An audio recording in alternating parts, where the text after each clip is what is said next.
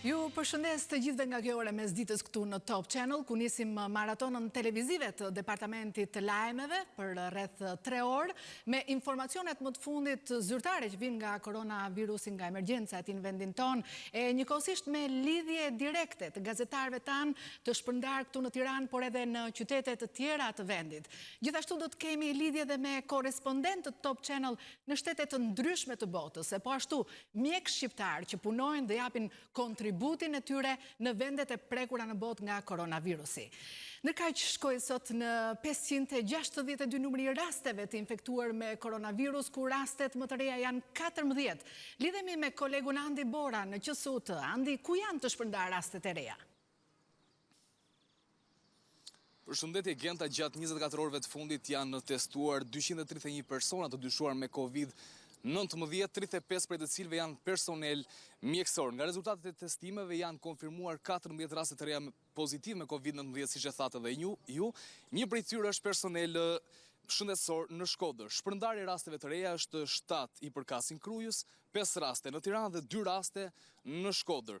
Po ashtu, gjatë 24 orëve të fundit kemi pasur 12 pacientë të shëruar, duke çuar në total numrin e personave të shëruar nga COVID-19 në 314. Në anën tjetër kemi 222 raste aktive me COVID-19 dhe duke u referuar kështu deklaratës së Ministrisë së Shëndetësisë, numri i personave të shëruar është më i madh se sa rastet aktive. Aktualisht në shërbimin efektiv ku ndodhem janë të shtruar 34 pacientë, 6 prej të cilëve janë në terapi intensive, ndërsa në spitalin COVID-2 Shefqet Ndroqi janë 8 pacientë të shtruar, 4 të cilët janë në terapi intensive në gjendje të rënduar, ndërsa 4 të tjerë janë të shtruar në pavion. Pra në 2 spitale kemi 42 pacientë të cilët janë të shtruar. Por për më tepër, le të ndjekim deklaratën e doktoresh Marita Dervishit nga Instituti i Shëndetit Publik. Faleminderit, Andi, do të kemi mundësi të ndjekim përditësimin e task force-s së shëndetësisë gjatë këtij transmetimi. Ndërkaq, le të kujtojmë se besimtarët ortodoks festojnë sot ringjalljen e Krishtit. Ceremonia e Pashkës u zhvillua në fakt në kisha Bosh në gjithë vendin. Por le të lidhemi me Kristi Gongon tek katedralja Ngjallja e Krishtit këtu në Tiranë. Kristia, ka besimtarë që vinë sot? Genta, Krishti u ngjall. Vërtet u ngjall. Ky është mesazhi i kësaj pashke ortodokse, por edhe i mbar krishtërimit, një pashkë në fakt jo e zakontë, siç raportuam edhe një javë më parë, edhe kjo pashkë ortodokse është zhvilluar pa prezencën e besimtarëve, por kjo është ndjekur online nëpërmjet transmetimeve që ka bërë edhe vetë katedralja Ngjallja e Krishtit. Por për më tepër ne jemi me Atë Nikollën, i cili do të na tregojë se si është të zhvillohet një meshë e tillë pa prezencën e besimtarëve, Atë Nikolla. Për saktësi të them që ishte një numër i pakët e reduktuar prej 30 besimtarësh, gra edhe burra, të cilët ndoqën meshën bashkë me priftërinë që u zhvillua brenda në katedralen ortodokse këtu në Tiranë, që u drejtua nga kryepiskopi ynë Anastas. Por përsëri Krishti vjen dhe na jep mesazhin që unë e munda vdekjen, e munda botën, e munda të keqen dhe u ngjalla. Dhe ky është mesazhi që na jep të gjithëve një gjallëri, na jep një gëzim dhe na jep një bindje se Zoti e do botën dhe do ta shpëtojë atë. Do ta shpëtojë atë kur neve e ndjekim atë. E ndjekim në jetën e tij, e ndjekim në mësimet e tij, e ndjekim dhe në rrugën e tij. Ka ndryshuar gjë, duke qenë se prezenca e besimtarëve ka qenë e vogël, sikurse edhe ju e thatë për shkak të situatës prej COVID-19. Ka ndryshuar, të jemi real, ka ndryshuar pra prezenca e shumë besimtarëve. Ne dim që sheshet, oborret, ambient brenda kishave, po dhe jashtë tyre, sidomos ditën e Pashkës, mbusheshin plot e përplot. Të gjithë mbanin në përduar atë qeririn e Pashkës, edhe të gjithë thoshin brenda tyre që Krishti u ngjall, Krishti u ngjall. E kjo është një mungesë, por përsëri kjo ka ndodhur në shtëpitë e tyre. Nga informacionet të ndryshme, nga ato që shikojmë në rrjetet sociale, shikojmë që shumë njerëz e kanë festuar Pashkën në shtëpitë e tyre, duke e ndezur nga kandili, se ne në traditën ortodokse kemi që mbajmë kandilin të ndezur në shtëpitë tona. Nga ky kandil kanë marrë dritën e Pashkës dhe shumë shumë njerëz kanë dalë nëpër balkonet e tyre nëpërmjet lidhjeve në internet dhe kanë uruar njëri tjetrin përsëri me mesazhin e Pashkës që Krishti u ngjall dhe jetës i jep përsëri dimisionin e jetës. Kristi, e rëndësishme është që mesazhi arritet të jepet mbrëm dhe së bashku ne mund të ndjekim edhe pikërisht kronikën e përgatitur për ceremoninë e mbrëmshme në Kish. Por para kësaj, Genta, nëse më lejon, unë do doja që duke qenë se kjo është dhurata ime e Pashkës nga familja Atë Nikolës, të trokisnim Pashkët së bashku, duke qenë se është dhe riti tradita e kësaj. Krishti u ngjall. Faleminderit. Vërtet u ngjall. Ja. Fitova unë? Po, Kristi, fitohet ju. Lavdi Zotit. Edhe ju duhet fitonit, gjithmonë. Faleminderit. Është kjo atmosferë nga katedralja Ngjallja e Krishtit, por për më tepër ju ftojmë të ndjekim kronikën në vijim për meshën që është mbajtur mbrëmjen e djeshme. Ke u ngjall shëvde. Ngjallja e Krishtit u festua mbrëm në një mënyrë krejt të pazakontë në Shqipëri, ashtu si në gjithë botën e kyçur nga pandemia e koronavirusit. Besimtarët ortodoks nuk mundën në mesnatë të shkojnë pranë kishave të tyre për të kryer ritualet e festës më të madhe të ortodoksisë, siç është ringjallja e Krishtit.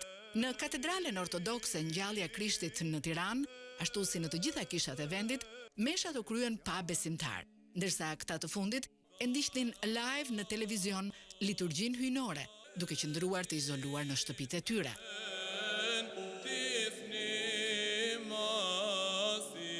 Kryepeskopi Anastas mbajti meshën e madhe në katedralen e Tiranës me fjalët e Ungjillit, ndërsa besimtarët në mënyrë simbolike e ndoqën nga shtëpitë e tyre.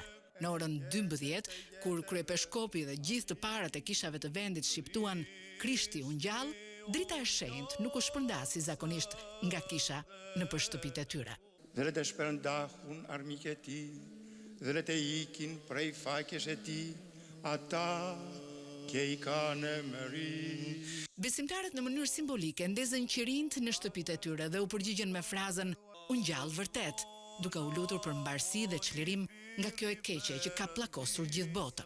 Më pas ata kanë thyer vezët e kuqe siç është traditë dhe kanë uruar njëri tjetrin, të afërmit apo fqinjët. Thirrja Krishti u ngjall u shoqërua këtë vit nga dëshira për të qenë të shëndetshëm, për të mos pasur frikë, ashtu siç tha kryepeskopi Anastas, dhe që Pashka tjetër të na gjejë të bashkuar e solidar.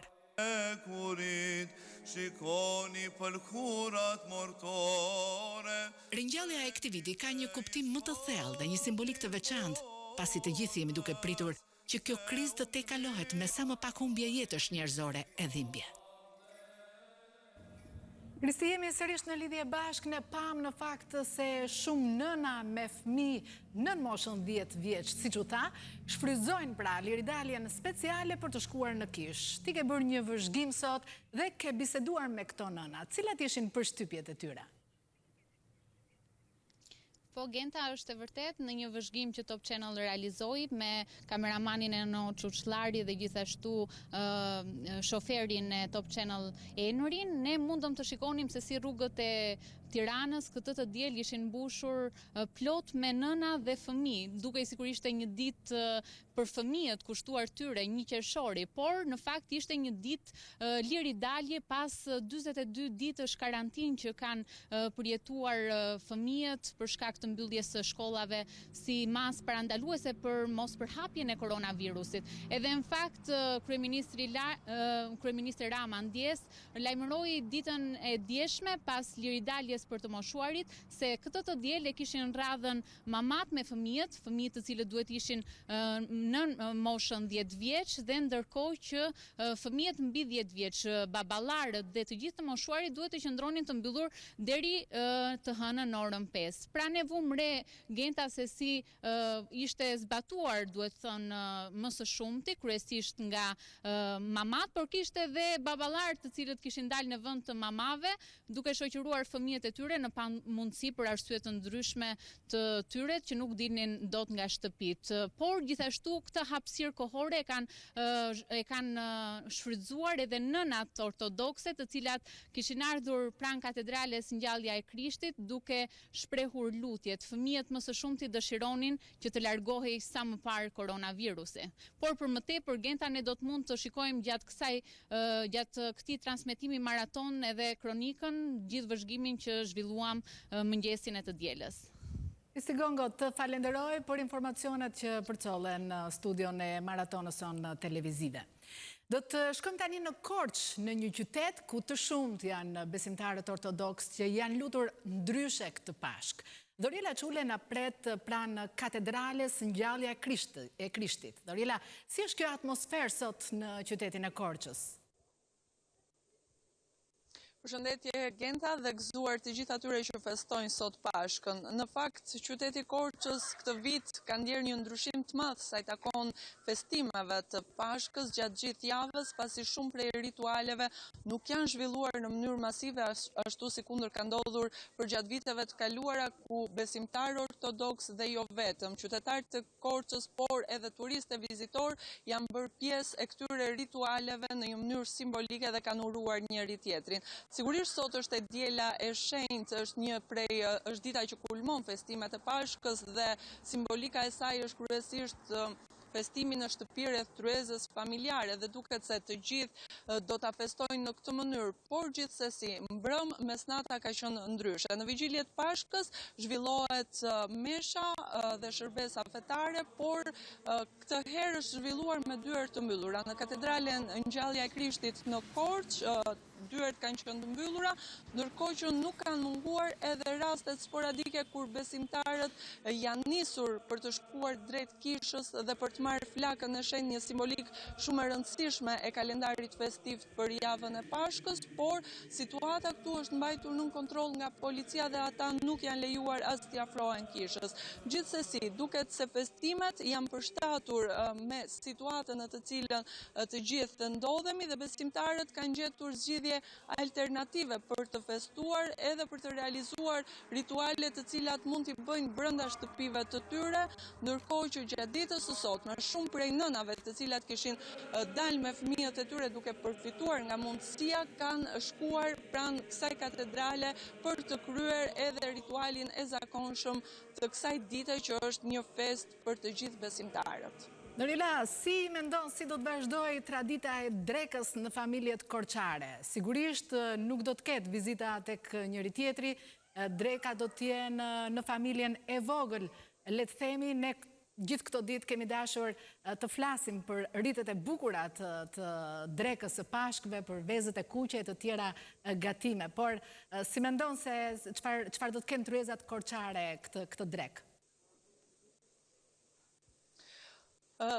Dreka e Pashkës ka disa gatime tradicionale, mes të cilave është mishi i pjekur i qingjit, që nuk i mungon asnjëherë tryezës, por edhe kukureci apo gatime të ndryshme të cilat pasurojnë këto tryeza dhe zakonisht në vitet e kaluara, unë mund ta them se besimtarët festojnë në shoqërinë e njëri tjetrit, në një rreth më të gjerë familjar apo shoqëror, e sigurisht veza e Pashkës që shkëmbehet mes familjeve apo miqve dhe të afërmve, por këtë herë ky ritual është e pamundur që të kryhet, kështu që besimtarët, por edhe të gjithë ata që festojnë këtë ditë do të qëndrojnë në shtëpitë e tyre brenda rrethit familjar të ngushtë dhe do të festojnë këtë ditë, pamundur që ndoshta shumë të tjerë të cilët kanë zgjedhur gjatë viteve të kaluara të frekuentojnë lokalet dhe të jenë ndoshta pjesë e një festimi më masiv apo edhe organizimeve të ndryshme, qoftë edhe në natyrë, pasi një traditë tjetër është edhe pjekja e mishit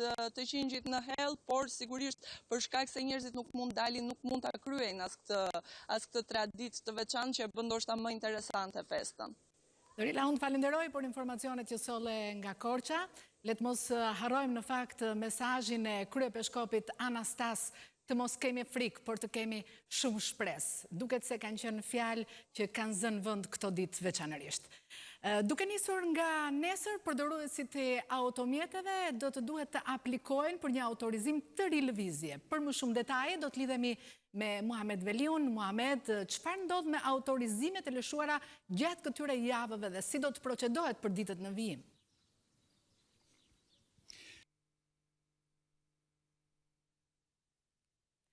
Atëherë, Muhamet Veliu na pret dhe ne do të lidhemi me njerë më pas me të.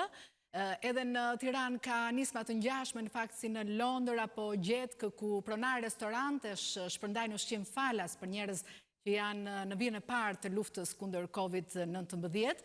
Ne do të lidhemi tani me gazetaren tonë Juli Ristani, e cila është me një pronar restoranti që ka ndërmarrë një nismë të tillë. Juli, përshëndetje. Genta, ju përshëndesim. Gjatë tyre ditëve të vështira që po i përjetojmë të gjithë, ne kemi patur shansin e madh që të njohim njerëz të mëdhenj, të thjesht, por me zemër të madhe, bujar dhe vizionari. Tillë është rasti i Bledar Sulejmanit, një zotëri nga Tirana, i cili zotron këtë restorant dhe që sot ka vendosur të ndërmarrë një nismë të tillë, bashkë me gjithë stafin e tij të angazhuar për të përgatitur vakte falas për të gjithë policët që shërbejnë në postbllokjet statike, në të gjitha të vendosura në kryeqytet dhe për të gjithë të moshuarit në 3 azile, po në Tiranë. Janë gati motorët Genta, të gjithë të mbushur të ngarkuar me pica për policët, pasi kështu e ka menduar zoti Bledar, duke qenë se janë në rrugëve dhe për të moshuarit ka vendosur që vaktet të jenë me lugë, siç i themi ne në gjuhën e përditshme. Kujtojmë Genta që sot janë pashkët ortodokse, kulmojnë me drekën pra nëpër familjet tona.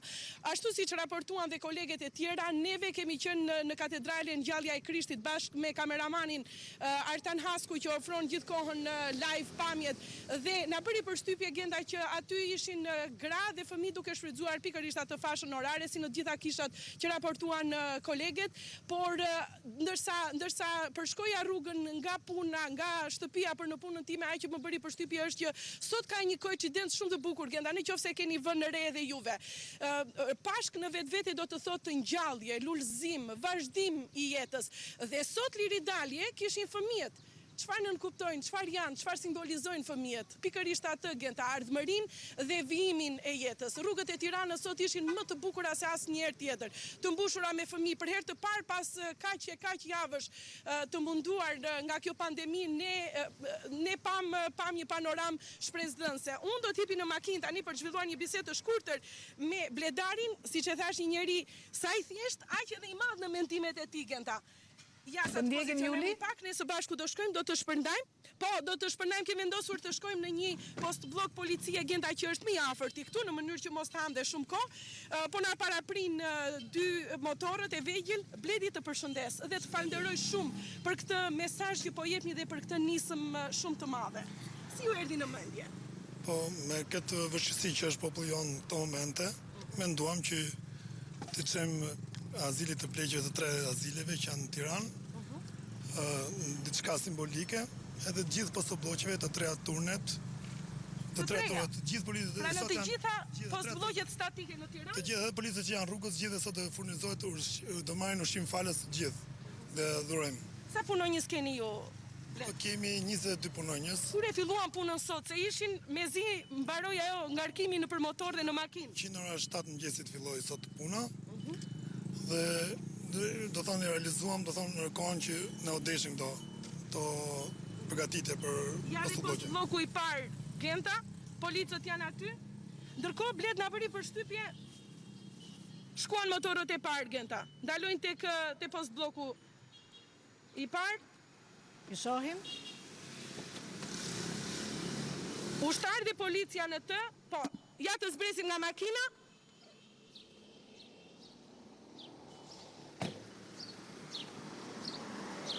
Me pamjet e ofruara nga Tan Hasku, operatori ynë, ne sigurisht nuk do të afrohemi pasi kështu është vendosur që mos të afrohen ekipet e xhirimit pranë postbllokjeve të policisë Genta, por këtë ndarje të vaktit mund ta filmojmë dhe ta përcjellim live tek ju. Është një gest shumë i madh Genta, një gest. Aq më shumë që jemi dhe në ditë pashkësh dhe ne dim se humanizmi dominon në mënyrë të veçantë këto ditë, solidariteti i shprehur në mënyra nga më të ndryshme. Një sipërmarrje shumë e madhe. Ja tek tokin duart motoristët dhe policët.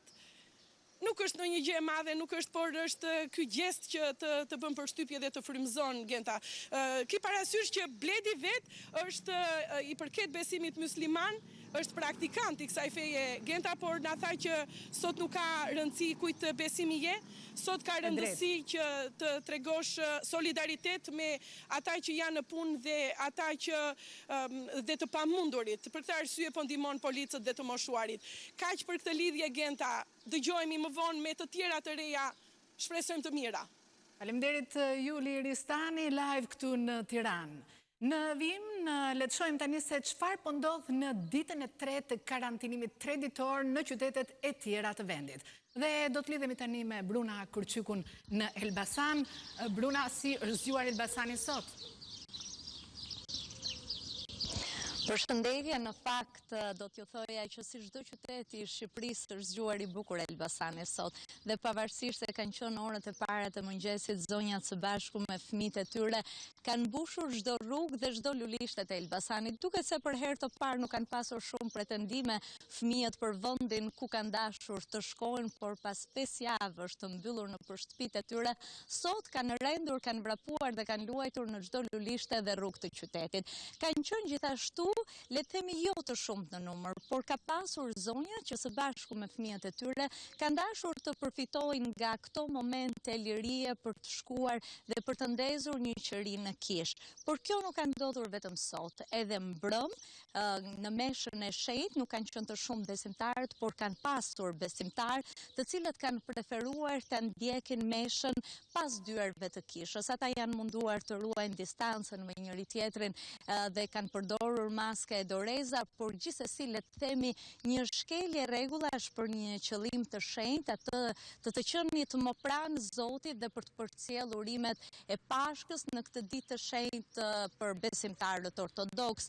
Ndërsa për sa i përket qytetit, këtu ende kanë mbetur pak mama pa ikur akoma në shtëpi, ndoshta për shkak të këmbguljes së fëmijëve të tyre për ta shijuar edhe pak, por ndërkohë të gjithë po i drejtohen familjave të tyre tashmë, ndoshta edhe për të bërë gati drekën e Pashkës. Ne kemi qenë edhe në një familje ortodokse, besimtarës ortodoks, material të cilin ju do të keni mundësi ta ndiqni në edicionet e ardhshme informative, ku familjet për herë të parë do të festojnë në ato familjet e tyre të vogla, pa pasur mundësi të mblidhen të gjithë së bashku ashtu siç është tradita për të festuar Pashkët, por gjithsesi të gjitha janë ndjekur ritet fetare që tek mishi i qingjit, vezët apo kulaçi i Pashkës.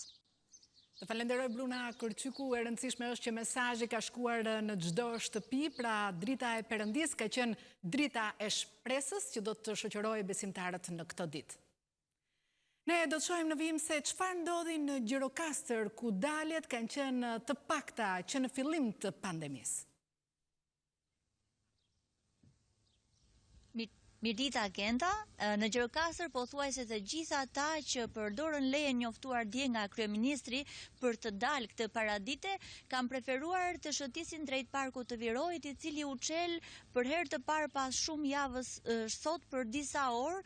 Ajo çfarë u vure ishte se nuk kishim të bëni me grupe të mëdha që shëtisnin, pasi qytetarët kanë përdorur edhe oborret e tyre gjatë këtyre javëve. Megjithatë, u duk se ishte një përgjigje e ndryshme ndaj kësaj lejeje, sepse u pan që të shëtisnin jo vetëm nëna me fëmijë të vegjël brenda atij kufiri moshe që u njoftua dje, por edhe familje të tëra me fëmijë të moshave të ndryshme. Përpos kësaj, shumë baballar u pan të mbajnë në krah fëmijët e tyre sot brenda parkut të Virojit, dhe për më tej ende ka disa qytetarë të vonuar, të cilët policia po i kthen pas tani, po ju tërheq vëmendjen për të kthyer në shtëpi. Ishte një ditë në fakt e bukur, edhe qytetarët e kanë shijuar atë. Përpos kësaj kemi të bëjmë me një të diel Pashkësh që do të jetë më e qetë, ndoshta më e qetë se zakonisht ndër vite sot, pasi edhe kisha ortodokse njoftoi që nuk duhet të ketë dyndje në brenda kishave për lutje dhe për shërbesa. Ndërkaq 70 qytetarë nga rrethet të ndryshme të vendit do t'i kalojnë Pashkët, këtë të diel Pashkësh, në qarkun e Gjirokastrës, të karantinuar nëpër hotele. Njoftohemi se pas pak ata që janë në gjendje në kakavije do të vizitojnë nga zëvendësministria e turizmit, e cila gjendet në qarkun e Gjirokastrës, për të festuar e për të uruar Pashkët kategorive të ndryshme të popullsisë këtu. Genta. Kristina Fundit, falenderoj për informacionet gëzuar dhe besimtarve ortodoks të Gjirokastrës. Ne do të shkojmë në vijim në një lidhje me gazetaren tonë Jetona Koçibelli, këtu në Tiranë, në fakt tek parku i liçenit artificial, i cili siç duket edhe nga pamjet që ndjekim Jetonën tani është bosh, me siguri dëgjohen cicerima zojsh dhe një gjelbrim i madh pranveror. Linja për ty, Jetona. Përshëndetje Genta, ashtu sikur se e the shumë bukur, vetëm unë dhe natyra, edhe tani është fantastike kjo atmosferë këtu. Megjithatë vetëm pak më parë ka qenë mbushur plot, edhe akoma më bukur, sepse fëmijët e kanë zbukuruar sot qytetin e Tiranës, kudo, jo vetëm këtu, por në të gjitha rrugët, ashtu sikur se nuk ishte parë më herët, nënat edhe fëmijët deri në moshën 10 vjeç kanë pushtuar qytetin sot, ndërkohë që dje ka qenë paraditja e gjyshërve dhe gjysheve. Patjetër që ka pasur në vetvete kontradikta, sepse dhe vetë gjyshërit dhe gjyshet nuk mund të takojnë besa dënipërit të tyra apo edhe anasjellta. Megjithatë, kjo e diel liria ka qenë një ndër më të veçantat në Tiranë, mund të themi. Unë do doja shumë që ne këtë lidhje ta kishim bërë nga amfiteatri i liçenit të Tiranës në një kohë më normale dhe t'ju komunikoja ju një koncert të ardhshëm të një artisti apo një intervistë me të. Megjithatë, po e bëj nga hyrja e parku të liçenit të Tiranës dhe natyrisht ku ju mund të shihni që gjithçka këtu është bosh, vetëm natyra po thot fjalën e saj, pasi që prej orës 11 gjithçka është mbyllur dhe shiritat ndaluese me ndihmën edhe të operatorit Elin Kadillari e dëshmojnë më së miri këtë. Kështu që këtu jemi vetëm ne që po shijojmë natyrën, edhe vetëm pak më parë ishin fëmijët edhe nënat, ndërkohë që baballarët kanë qëndruar në shtëpi. Genta? Jetona, të falenderoj për këto informacione pra nga parku i liçenit këtu në Tiranë. Faleminderit, ne do të kemi tani një lidhje sërish me Muhamet Veliun, pra se siç u thash pak më parë, nisur nga nesër përdoruesit e automjeteve do të duhet të aplikojnë për një autorizim të ri lëvizje. Muhamet, të përshëndes, cilat janë rregullat e reja? Genta, përshëndetje, fillimisht më lejo t'ju uroj ju dhe të gjithë besimtarët ortodoks gëzuar Pashkët, po ashtu një urim të veçantë do doja ta bëja për të gjithë efektivët e policisë së shtetit dhe të policisë ushtarake të fesë ortodokse, të cilët ndryshe nga shumë besimtarë që këto momente janë duke kremtuar Pashkët, ata janë në terren duke punuar me përkushtim. Genta, unë ndodhem në një pikë kontrolli përpara fakultetit të gazetarisë, ku këtu efektivët e policisë shtetit në bashkëpunim me ata të policisë ushtarake kontrollojnë të gjithë autorizimet e automjeteve të cilët lejohet të qarkullojnë. Por duke nisur nga nesër, të gjitha tyre që lejohet të përdojnë automjetet do duhet të rifreskojnë autorizimet aktuale. Ka qenë kryeministri Edi Rama, i cili ka publikuar një status në Facebook në formën e një sqarimi ku thot se të gjitha autorizimet e marra deri tani përmes emailit nga policia e shtetit janë të vlefshme për javën në vijim dhe gjatë javës së ardhshme, por duhet të riaplikohet me terezi, thot kryeministri, përmes e-Albania për të vazhduar normalisht javën e mëparshme. Genta, rifreskimi i autorizimeve bëhet në dy forma. Forma e parë është përmes një mesazhi në numrin 55155, pra dërgohet një SMS e thjesht në këtë numër, fillimisht vendoset në fillim të mesazhit gërma më pas hapësirë, targa e mjetit, hapësirë, numri i shasis dhe numri personal i kartës së identitetit për personin që aplikon. Kjo ishte një mënyrë përmes një SMS të thjeshtë, ndërsa mënyra tjetër është përmes portalit e-Albania dhe duhet të ndiqen disa hapa si më poshtë. Fillimisht bëhet identifikimi i qytetarit, pra bëhet hyrja në portalin e-Albania, zgjidhet shërbimi, leje dalje për këmbësor dhe automjete, më pas klikohet butoni përdor dhe vijohet me përzgjedhjen e llojit të lejes dhe në këtë rast leje për të qarkulluar me automjet. Sa kaq Genda, do të thoja që nga kjo pikë kontrolli ku unë jam duke raportuar gjatë ditës së sotme nuk është identifikuar asnjë automjet që lëviz pa autorizimin përkatës. Kjo është gjë mirë. Muhamet, unë falenderoj për të gjitha sqarimet që bëre lidhur me lejet e reja dhe autorizimet e reja që do duhen për javën që vjen. Në kaq le të kujtojmë se sot në fakt ishin të lejuara nënat dhe fëmijët e tyre të vegjël nën moshën 10 vjeç të dilnin në qytet e ndoshta shkonin në kishë për të ndezur një qiri. Të gjithë këtë atmosferë e ka ndjekur nga afër gazetarja jon Kristi Gongo, ta ndjekim kronikën e saj. Mami, jam shumë e gëzuar, më duket sikur është një qersori. Ja, ta dhe mami kur dilin ta shikojmë sa bukur. Pas liridaljes për të moshuarit, rrugët këtë mëngjes të diele i kanë mbushur mamat me fëmijët e tyre.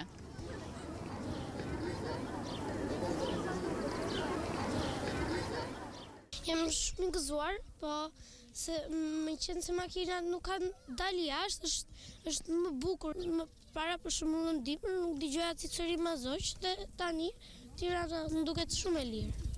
Shumë i lumtur sepse nuk kanë dalur asnjëherë rreth një muaji e gjysmë.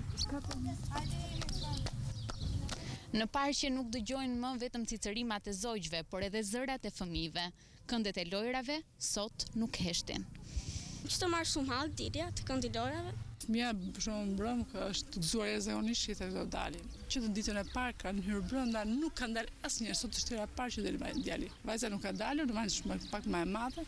Është u mërzit që ajo nuk duhet të dilte sot me ju? Patjetër.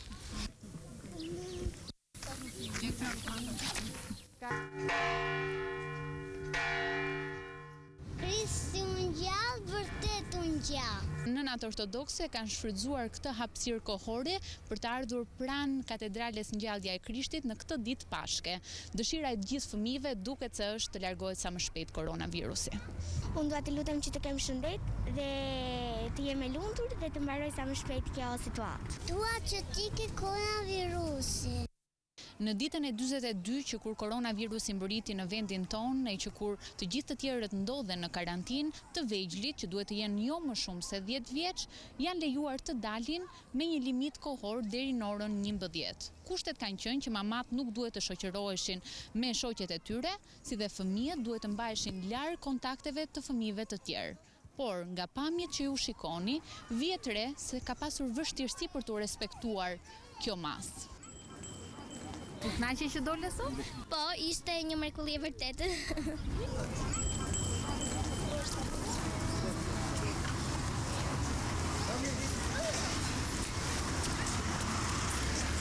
Ndërsa baballarët, fëmijët mbi 10 vjeç dhe të moshuarit duhet të qëndronin në shtëpi deri të hënën orën 5, por të detyruar për arsye të ndryshme, disa prej tyre e kanë shkelur këtë rregull. E kam vajzën 7 zanë dhe nuk dilte dot në vesa dhe nga që më vje keq se një muaj e gjysmë mbyll brenda edhe prandaj u detyrova me nxjerr unë çik. Baballarët duhet të qëndronin në shtëpi sot. Po, në shtëpi duhet të qëndrojmë, po duhet të jenë këta jashtë. Mamaja s'kishte mundësi që dola unë jashtë. Dhe me këto pamje të gëzueshme të orëve të para të Tiranës sot, të cilët në fakt na japin shpresë të gjithëve, ne do të shkëputemi për pak, rikthehemi pas pak minutash.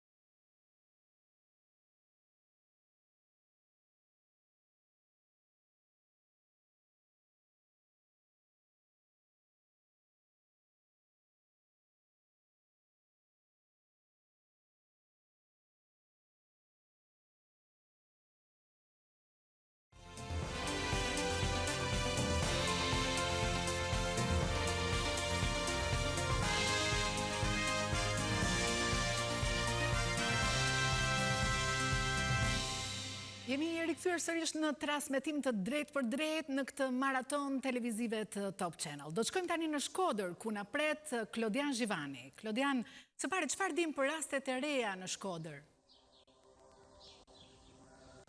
Përshëndetje Genta, sot kemi edhe 2 raste të reja në të gjithë qarkun e Shkodrës, duke quar në total në 101 numrin të prekurve. Nga këta i përkasin 96, i përkasin njësisë së kujdesit shëndetësor të Shkodrës, që përfshin edhe bashkinë e Vaudesin, ndërsa 5 rastet e tjera njësisë së kujdesit shëndetësor të Pukës dhe Fusharësit. Sot kemi 2 raste të reja nga 37 testime të bëra gjatë 24 orëve të fundit, ndërsa ka patur dyshime se edhe 13 testime të kryera 2 ditë më parë nuk ishin ekzaminuar. Sot kanë përritur përgjigjet, ku kemi 2 raste pozitive. Numri është i vogël, por janë raste problematike, pasi përkasin institucioneve të rëndësishme. Njëri prej tyre është një infermier në repartin e reanimacionit në Spitalin Rajonal të Shkodrës, duke quar në 7 numrin të prekurve në këtë spital. Dyshohet se virusin mund ta ketë marrë gjatë kontaktit të punës me kolegët e tij, të cilët më herët kanë rezultuar të infektuar. Ndërkaq rasti tjetër i cili ka rezultuar pozitiv me COVID-19 i përket një punonjësi të repartit të forcave të ndërhyrjes së shpejtë në komisariatin e Shkodrës. Ai dyshohet se virusin mund ta ketë marrë pasi më herët kanë rezultuar edhe anëtarë të familjes së tij pozitiv. Ndërkaq kujtojmë se më herët gjatë javës së kaluar kemi raportuar se edhe një tjetër punonjës i policisë së Shkodrës, por jo i repartit të FNSH-s, ka rezultuar pozitiv. Kjo është situata në Shkodër, ndërsa gjatë ditës së sotme pritet të ushtrohen edhe të tjera kontrolle ndaj familjarëve dhe personave të kontaktit. Në këto momente që ti po flet, Klodian, unë dëgjoj një muzikë. Mos vjen ndoshta nga kisha aty pranë, ndoshta për festimet e festës komunitetit ortodoks edhe atje? Më herët, Genta, ishin festimet e komunitetit ortodoks në Shkodër, ndërsa tani në këtë moment është ezani i komunitetit musliman të Shkodrës. Kujtojmë se sot ka patur edhe urime nga të 2 palët e tjera, pra nga komuniteti katolik, por edhe ai musliman, për të uruar të gjithë besimtarët ortodoks për të festë, por normalisht, siç dihet tashmë, urimet po bëhen në mënyrë virtuale përmes rrjeteve sociale apo edhe në mënyrë online. Klodian, ndërkaq, si u prit leja speciale për nënat dhe fëmijët për liridarin e tyre në Shkodër në orët e para të paradites? Realisht është pritur mirë, gjatë 2 orëve të liridaljes, sheshet dhe rrugët e Shkodrës kanë qenë të të mbushura nga nënat së bashku me fëmijët, por në ndryshim nga një ditë më parë duhet theksuar se sot ndryshe nga të moshuarit, nga gjyqërit dhe gjyshet, sot nënat së bashku me fëmijët janë treguar pak të shkujdesur, ka patur edhe grumbullime masive, por edhe përçafime në një situatë kur ato nuk lejohen. Realisht nga prindërit kjo është pritur shumë mirë kjo liridalje, kanë falendëruar për këtë mundësi të dhënë, pasi gjatë gjithë kësaj periudhe sipas tyre fëmijët kanë qëndruar në karantinë në shtëpi, po zhvillojnë edhe mësimin online dhe e vetmja mënyrë argëtimi ka qenë për ta lërat elektronike dhe kanë patur shumë nevojë për këtë liridalje, për të shijuar ajrin e pastër apo për të argëtuar nëpër qytet. Nëse do të vijojë sërish gjatë fundjavave të ketë një liridalje të tillë për prindërit, por edhe për gjyshrit, duhet që të paktën në Shkodër të tregohet një mënyrë tjetër menaxhimi nga ana e policisë së Shkodrës, por edhe policisë bashkiake të paktën për të treguar se duhet të ruajnë distancën apo për të shmangur grumbullimet masive. Shpresojmë që të gjithë të jenë të kujdesshëm, pra dhe të ketë mirë kuptim për të zbatuar rregullat. Faleminderit Klodian Zhivani, direkt nga qyteti i Shkodrës. Në Kosovë ka mbi 2000 kërkesa për riadhesim. Ne do të flasim tani me Alberta Ashanin në Prishtinë. Alberta, sa ka shkuar bilanci? Përshëndetje Genta, sipas infektologëve, më saktësisht sipas infektologut Valbon Krasniqi, i cili këtë kohë të pandemisë ka qenë goxha i angazhuar për menaxhimin e situatës, po ashtu për kujdesin ndaj pacientëve, e po ashtu edhe ndaj atyre, jo vetëm që kanë qenë pra duke u trajtuar në klinikën infektive, po edhe të terrenit. Kosova aktualisht gjendet në kulmin e pandemisë.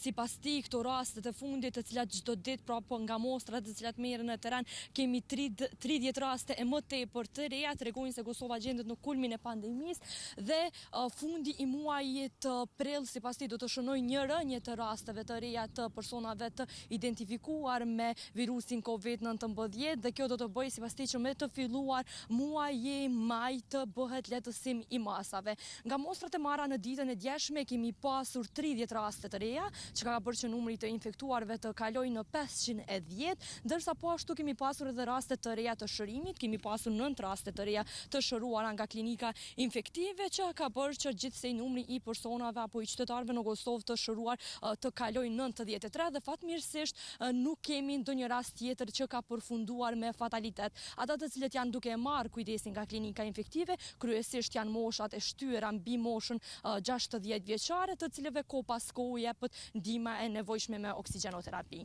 Alberta, si do të veprojë qeveria për riadesimin e atyre që kanë kërkuar një gjë të tilla? Ka ndonjë plan konkret për këtë? Po janë rreth 2400 kërkesa të reja të qytetarëve të cilët kanë mbetur në shtetet e ndryshme të Evropës si pasojë e masave të marra nga Kosova për mbylljen e kufijve, si rjedhoj e pandemisë, e prej këtyre rasteve 600 janë raste emergjente. Ministria e punëve të jashtme dhe ajo e diasporës ka njoftuar se do të realizohet pra një linjë e ardhshme me 20 prill nga Zvicra, ku do të mundësohet qytetarëve që të riadesohen në Kosovë, po ashtu linja e dytë do të jetë vetëm një ditë pas nga Turqia. Kështu atyre do të mundësohet pra që të kthehen në vendet e tyre. Natyrisht kjo çdo herë bëhet në bashkëpunim me Ministrinë e Shëndetësisë dhe qytetarit pasi që të vinë këtu do të veprohet njëjtë sikurse me rastet e kaluara të cilet janë kthyer në Kosovë, pra do të vendosën në qendrën e studentëve në Prishtinë, e cila është duke u shfrytzuar për karantinë. Aty do të qëndrojnë 14 ditë ku nga stafi mjekësor do të mbikëqyren për gjendjen e tyre shëndetësore, po ashtu nga ana policisë së Kosovës do të sigurohet siguria e tyre, si dhe të gjitha shpenzimet pra për ushqimet e tyre dhe çdo gjë tjetër të nevojshme do të mbulohen nga ana e qeverisë. Të falenderoj Alberta Hashani dhe nga Slatina, ne do të shkojmë tani live në Athinë me kolegun ton Artur Bibe, i cili ka ndjekur sigurisht festimet e Pashkëve mbrëm, por edhe ato të orëve të para të mëngjesit sot. Si ishte Artur Bibe Pashka për ju? Përshëndetje agenda zonja Zotrej. Në fakt, Pashka e si vjeçme është një Pashkë e veçantë, ndryshe nga gjithë vitet e tjera. Kryeqyteti i vendit po i feston, po i kemton ato në mënyrë të veçantë. Në fakt, brëm në orën 12 të natës, gjithë qytetarët e Athinës dolën në balkonet e tyre dhe nuk shkuan në kishë si zakonisht bëhet çdo vit. U ndezën qirinjt dhe u këndua himni që zakonisht këndohet të Krishti u gjallë, por nga balkonet. Në fakt, qendra e festimeve ishte Bashkia e Athinës, e cila kishte ndezur zjarr qiellin e kryeqytetit me mijëra fishekzare të cilat ndriçuan qiellin e Athinës. Sot paradite, po ashtu situata është shumë e qetë. Në fakt, së bashku me operatorin tonë dolëm për disa minuta rresh, disa çaste rresh dhe po kërkonin të gjenim njerëz. Nuk ka njerëz, kryeqyteti i Athinës është komplet bosh, tek këtu duke ndonjë njeri, kryesisht emigrantët janë ata. Vendasit kanë zgjedhur pra të jetojnë, të qëndrojnë në shtëpitë e tyre dhe të kemtojnë aty Pashkët gjenda. Po dhe më duket Artur, dëgjova se do të ketë dyfishim të gjobave për ata që lëvizin pikërisht këto ditë, apo jo? Ka rregullat janë strikte. Po, në fakt qeveria ka qenë shumë e vendosur. Shumë e vendosur dhe duket se kanë dhënë rezultat, as sekundi nuk shikohen njerëz se lëvizin pas një arsye. Qeveria kishte paralajmëruar se do të dyfishonte gjobat për persona të cilët do dalin pra pa një arsye serioze jashtë qyteteve dhe shtëpive të tyre. Gjithsesi është nën kontroll çdo gjë. Njerëzit kanë zgjedhur të kremtojnë Pashkët në shtëpitë e tyre dhe për sa i përket flakës së shtrenjtë, pra asaj që është epiqendra e gjithë kremtimeve të Pashkëve e Genta, Kryepeshkopia e Athinës ka njoftuar se do të ketë kremtime të Pashkës rreth fundit të muajit, pra flaka e shenjtë e cila mbahet mbas krave të mia tani në një prej kishave të Athinës, do të shpërndahet për gjithë besimtarët ortodoks, të cilët atëherë pra në fund të majit do të ndezin qiririn me flakën e shenjtë e cila mbritin brëm nga Jeruzalemi me një avion të veçantë Egyptian Airlines, Genda. Po, Artur, dhe gjithashtu dëgjova dhe kryeministrin e vendit, i cili ka preferuar të flasë qytetarëve atje me gjuhën e besimit. Duke thënë në fakt pikërisht se progresi vjen përmes sfidave dhe sprovave këto ditë. Zoti Miçotakis është ndoshta lideri më karizmatik i vendit këto vitet e fundit, ka fituar zemrën e gjithë grekëve me jo vetëm me veprimet e tij për sa i përket masave parandaluese të Covidit Genta, por edhe me atë që ka inspiruar për gjithë grekët, në fakt patur në një qendrim politik nuk na lejohet dhe nuk është e mirë për ne si gazetar që të kemi një opinion të tillë. Gjithsesi, shikojmë në grekët, shikojmë atë që po ndodh në vend dhe mbi të gjitha shikojmë edhe sondazhet. Pra, kryeministri i vendit me metodat dhe politikat e tija, duke folur drejt, pastër dhe pa ekuivoke, pa ngatrime, pa shumë terma politik, shumë i thjeshtë, shumë i qetë, i ka shpjeguar grekëve se duhet të rinë në shtëpi, duhet parandaluar kjo sëmundje dhe drita do të vi. Pra, drita po vjen, erdhi fundi muajit, gradualisht do filloj të lirohet situata. Agenda. Le të shpresojmë Artur Bibe direkt nga Athina. Në kaq ne do të shkojmë sërish në Elbasan tek Bruna Kurçyku. Ajo këtë herë ka zgjedhur të ketë pranë saj një maturante e cila natyrshëm ka shqetësimin për të ardhmen e saj, pasi sigurisht që mbyllja e këtij sezoni shkollor do të sjellë edhe atë vendimin e madh për të ardhmen se çfarë do të bëjë ajo. Por shkojmë tek Bruna Kurçyku për të parë më në detaje për çfarë bëhet fjalë. Edhe njërë përshëndetje, unë kam pranë meje maturantën Megi Peku këtu në Elbasan, pikërisht për të mësuar se si po shkon përgatitja për një fazë mjaft të rëndësishme në jetën e gjithë secilit dhe në karrierën e tij. Provimet e maturës gjatë gjithë kohës mendoj unë janë pak të frikshme dhe me sikletin e të gjithë kësaj periudhe, por kjo ndodhi në një moment, le të themi, të vështirë për ju. Prej sa kohësh po përgatiteni online tashmë dhe a ndjeni të pasigurt? Jemi prej 5 javësh të mbyllur në shtëpi, është pak e vështirë për ne, faktikisht është një situatë e vështirë për të gjithë, por për maturantët është akoma dhe më shumë, pasi mësimi online mund të jetë një zgjidhje e shpejtë për momentin, por është jo shumë efikase për maturantët. Ku po përqendroheni në këtë periudhë, flas në mësimet tuaja dhe a ju kanë orientuar për çështjen e provimeve? Po orientohemi drejt lëndëve që ne do të japim provim, më shumë për shembull tek lëndët shkencore, pasi ato janë akoma dhe më të vështira për të kuptuar. Për sa i përket provimeve, na kanë thënë vetëm se temat që ne kemi marrë online nuk do të jenë pjesë të provimeve të maturës. Mege, jam shumë kurioze të di si shpjegohet matematika duke qenë një lëndë shkencore e vështirë, si shpjegohet online. A keni momente që ndoshta ju duhet të telefononi mësuesit për të marrë vesh më shumë, si po e përballoni këtë pjesë? Është e vështirë të kuptosh lëndët shkencore me anë të WhatsAppit apo Google Classroom. Ne mësuesit na kanë orientuar se si mund të përpiqemi të kuptojmë më mirë lëndët shkencore me anë të videove që ato na dërgojnë, apo dhe shkrimeve të tyre duke zgjidhur ushtrime të ndryshme matematike që kanë rënë ndër vite në provimet e maturës. Si është ardhmja juaj, pra për çfarë do të vazhdoni, për çfarë do të studioni, si e keni parashikuar? Kam dëshirë të studioj për mjeksi. Është një degë vështirë, shpresoj që të arrijë, por është një ëndër që dua të realizoj. Dhe ne të urojmë suksese. A ke pak frikë, le të themi, unë e thash paraprakisht që provimet përgjithsisht janë të frikshme. Janë të frikshme, madje këtë herë janë më shumë se të frikshme, është një risk i madh për ne. Nuk po mund të mësojmë ashtu siç duhet, pasi është ndryshe të mësosh me anë të WhatsAppit dhe ndryshe me anë të tabelës së zezë dhe kur mësuesit janë live. Megi, të falenderoj. Ne kishim Megi Peku nga Elbasani në këtë lidhje të drejtë për drejtë, pikërisht për të ndarë me ne këtë mësimin online, pra se si do të jetë, le të shpresojmë që e ardhmja e këtyre fëmijëve, qoftë edhe e momentit më të rëndësishëm e maturantëve, të mos ndikohet dhe të mos cënohet nga kjo situatë që po kalon e gjithë bota, dhe le të shpresojmë që Megi do të vazhdojë të ndjekë ëndrrën e saj për mjeksi. Ju urojmë shumë suksese Megit në vijim. Bruna, unë falenderoj për informacionet që solle nga Elbasani.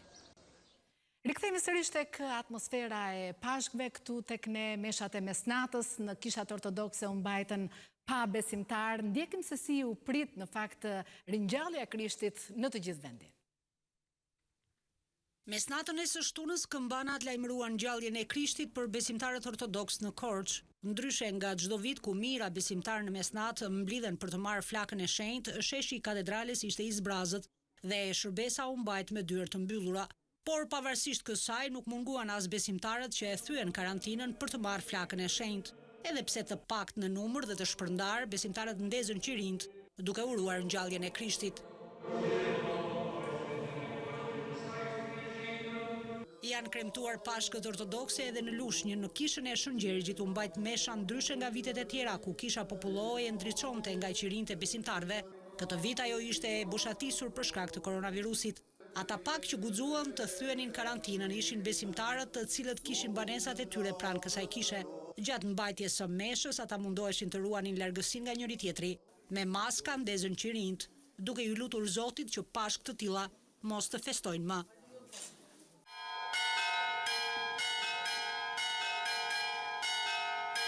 Edhe në Berat, besimtarët kanë kremtuar festën e Pashkës. Ndryshe nga vitet e tjera, Pashkët janë pritur në një mënyrë krejt të veçantë. Mesha është mbajtur nga grupi ortodoks i kishës pa praninë e besimtarëve. Ceremonia u zhvillua në katedralen e Shën Dimitrit, ku pasi janë kryer të gjitha shërbesat, është pritur ardhja e Krishtit. Ceremonia fetare është mbajtur nga Ati Johani, i shoqëruar nga grupi kishtar ortodoks i Mitropolisë Beratit.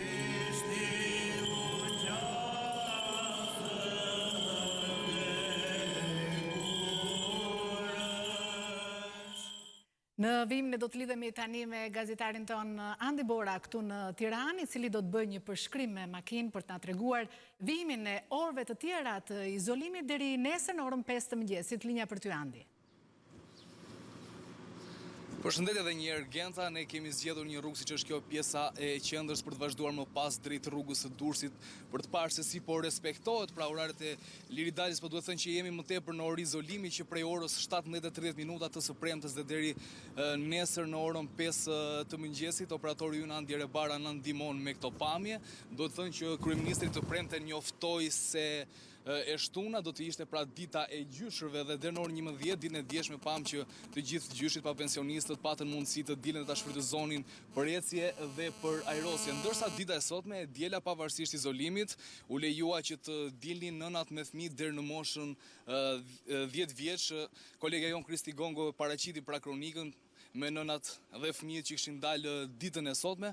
Ndërka që policia nuk ka vendosur gjoba ditën e sotme, nuk kemi parë që të kemi pas një njoftim nga ana e policisë për persona që janë gjobitur për shkelje. Duhet thënë se kryeministri tha që të gjitha gjobat që janë vendosur do të falen dhe bëhet fjalë për 7107 gjoba për këmbësorë dhe 1941 gjoba për drejtues automjetës, të cilët policia atyre ju kishte bllokuar makinë, po ashtu kishte marrë dhe patentën. Por nga kjo javë do të munden që ti marrin përsëri. Por duhet thënë që kjo javë që vjen pra nga dita e nesërme, çdo gjë do ndryshojë dhe le të themi ndëshkimet do të jenë më të ashpra dhe do të, siç tha kryeministri, do të jemi të gjithë të barabartë. Bëhet fjalë që kemi tashmë edhe kodin e ri penal. Po ashtu do të kemi edhe lehtësime për aplikimet për marrjen e një leje autorizimi për të lëvizur me makinë në punë dhe kjo do të kryhet nëpërmjet portalit i Albania, e po ashtu nga ana tjetër lehtësime do të kemi Genta edhe për personat të cilët do të përdorin automjetin e tyre për të shkuar pra në spitale pra për emergjenca shëndetësore. Nga ana tjetër kemi të publikuar që prej ditës së djeshme në portalin i Albania disa kategori biznesesh të cilat do të mund të hapen. Ndërkaq në këto momente, siç mund të shihet, kemi pasur Genta lëvizje sporadike të qytetarëve të cilët kanë dalë edhe pse ka qenë orë izolimi, po ashtu kemi edhe makina, por duhet të thënë që ka dhe një kategori të cilat lejohen të lëvizin, siç janë pra përpara kemi motori i cili është për shërbimet delivery në banesë, po ashtu lejohen shërbimet. Kemi edhe patjetër kemi edhe kalimtar Genta që kalojnë rrugun. Pra kemi lëvizje sporadike të qytetarëve. Por nga ana tjetër, siç thash, lejohen të kemi edhe siç janë shërbimet kritike, pra të shtetërore, po ashtu siç është policia, ushtria apo mediat, të cilat lejohen të lëvizin të fugonat pra e transportit të mallrave. Pra kjo është situata deri në këto momente që flasim Genta në qendër të Tiranës, kemi kalimtar të cilët e shohim. Operatori ynë mund të na ndihmojë dhe me pamje të cilët po e shfrytëzojnë pra këtë ditë edhe për të ecur pra, ndryshe nga sa është dhënë urdhri që do të jemi në izolim, duhet të jenë në izolim edhe sot ka qenë lejuar vetëm për nënat me fëmijë, pra deri në moshën 10 vjeçare.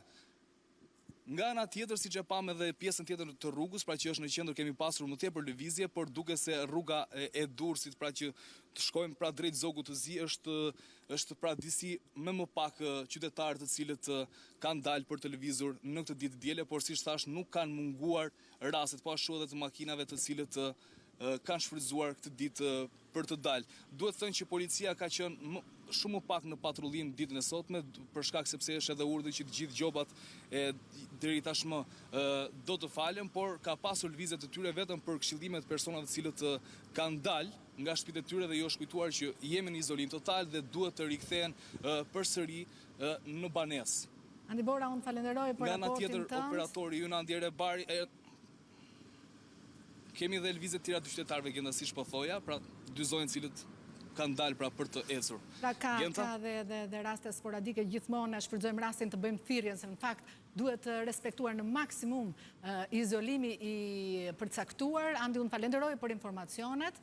Ndërkaq në vim ne do të kemi një shkëputje publicitare për të rikthyer pas pak në transmetimin tonë të drejt për drejt me të tjera lidhje në Tiranë, në qytete të ndryshme të vendit, por gjithashtu edhe me korespondent tanët, me mjek që punojnë në shtete të ndryshme të botës, të cilët do të sjellin eksperiencën e tyre në këto momente në përballje me COVID-19.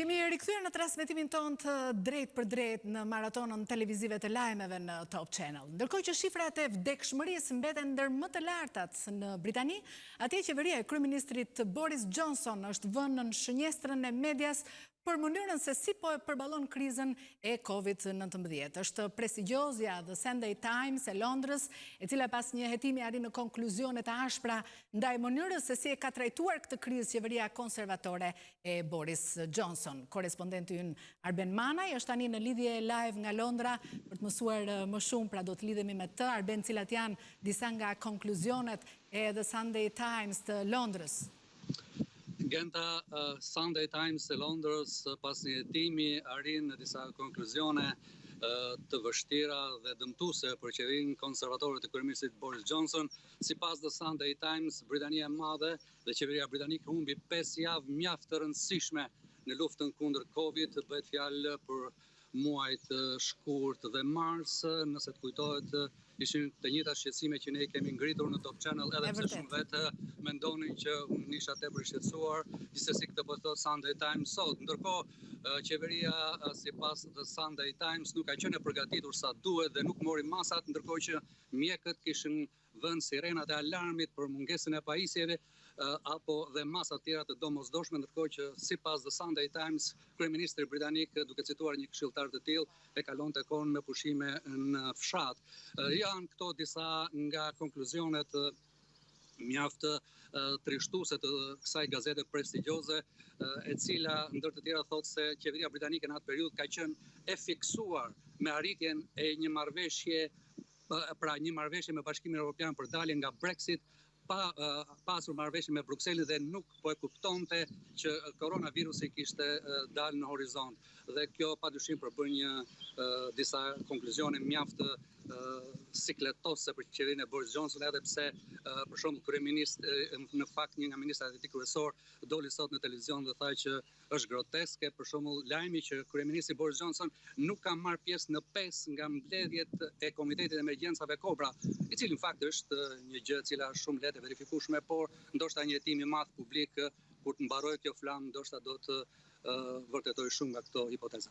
Arben, ndërkohë një krizë tjetër është ajo e mungesave të veshjeve mbrojtëse për personelin mjekësor në vijën e frontit, që ka duket si një dhimbje tjetër koke për qeverinë britanike. Sa serioze janë këto mungesa në fakt?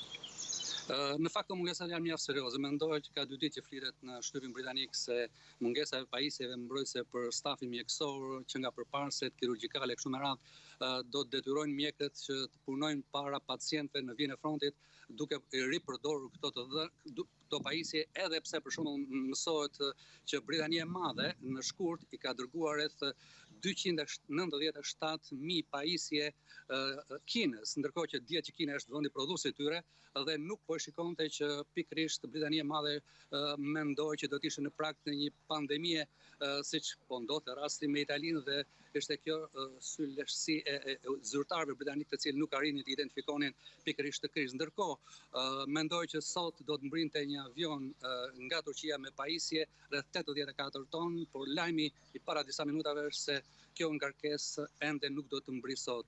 Ky është një shqetësim mjaft i madh, sidomos për personelin mjekësor, i cili është në vijën e frontit dhe do duhet të përdor pajisje mbrojtëse përparse, duke i ripërdorur ato pikërisht për shkak të kësaj mungese. Dhe bëhet fjalë që kemi të bëjmë me jo me faktin se këtu në Britaninë të Madhe mungojnë fondet, por mungojnë idetë dhe shpejtësia për t'i aplikuar ato fatkesisht. Arben, së fundi në këto kushte kur qeveria e Boris Johnson po kritikohet nga çdo anë, çfarë bëhet me kryeministrin? Ka ndonjë lajm për rikthimin e tij në krye të punëve të qeverisë britanike? Praktikisht kryeministri Boris Johnson është në konvalescencë pranë vilën qeveritare në Chequers dhe mendohet që pikërisht për shkak të kësaj situate të krizës që po shpaloset, kam ndoshta një bindje se do të jetë shumë e shpejt, ndoshta javës tjetër, dita kur Boris Johnson do të duhet të rikthehet pikërisht në krye të punëve të qeverisë, pasi brenda këtyre 1 ose 2 javëve Britania e Madhe duhet edhe përcaktojë dhe hartojë strategjinë e daljes nga pandemia, dhe padyshim kontributi i Boris Johnson është i domosdoshëm. Të falenderoj Arben Manaj për raportin tënd. Dhe ne nga Londra do shkojmë tani në Francë. Franca vijon të ketë një numër të lartë të infektuarish dhe gjithashtu të vdekurish nga koronavirusi. Ne do të lidhemi në vijim me një mjek shqiptar që është vendosur në Francë në fakt vitin e fundit. Ai është djali një familje të njohur që e trashëgon brez pas brezi profesionin e mjekut. Ka studiuar më parë në Itali dhe ka punuar për 10 vjet si mjek anestezist reanimator në Monza të Italisë, atje ku praktikisht është edhe epiqendra e të prekurve nga COVID-19. Doktor Gjirari, mirë se vini në studion e lajmeve në Top Channel. Mirëdita dhe faleminderit. Ju punoni aktualisht në një spital privat, i cili unë e di ka pak raste të prekurish në fakt që trajtohen aty, por si duket situata në Francë në lidhje me përhapjen e koronavirusit atje? Kemi parasysh që përpara disa ditësh ne raportuam për fat keq 1400 të vdekur brenda 24 orëve. Atëherë Franca, mbas një periudhe vëzhgimi të situatës në Itali, që vendi i parë në Europë i prekur nga epidemia, vendosi të merrte të njëjtat masa, që janë masat e këshilluara nga Organizata Botërore e Shëndetësisë, pra praktikisht izolimi i popullsisë së shëndetshme.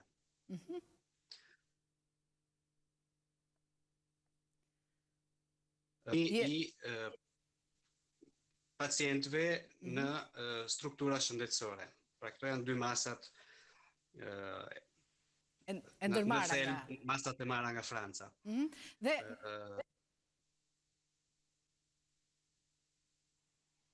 ju dëgjoj me shkëputje. Ju dëgjojmë, doktor, pra jemi tek përshkrimi i situatës aktualisht. Zakonisht nga vende të ndryshme na tregojnë në fakt se cili është trendi aktual aty.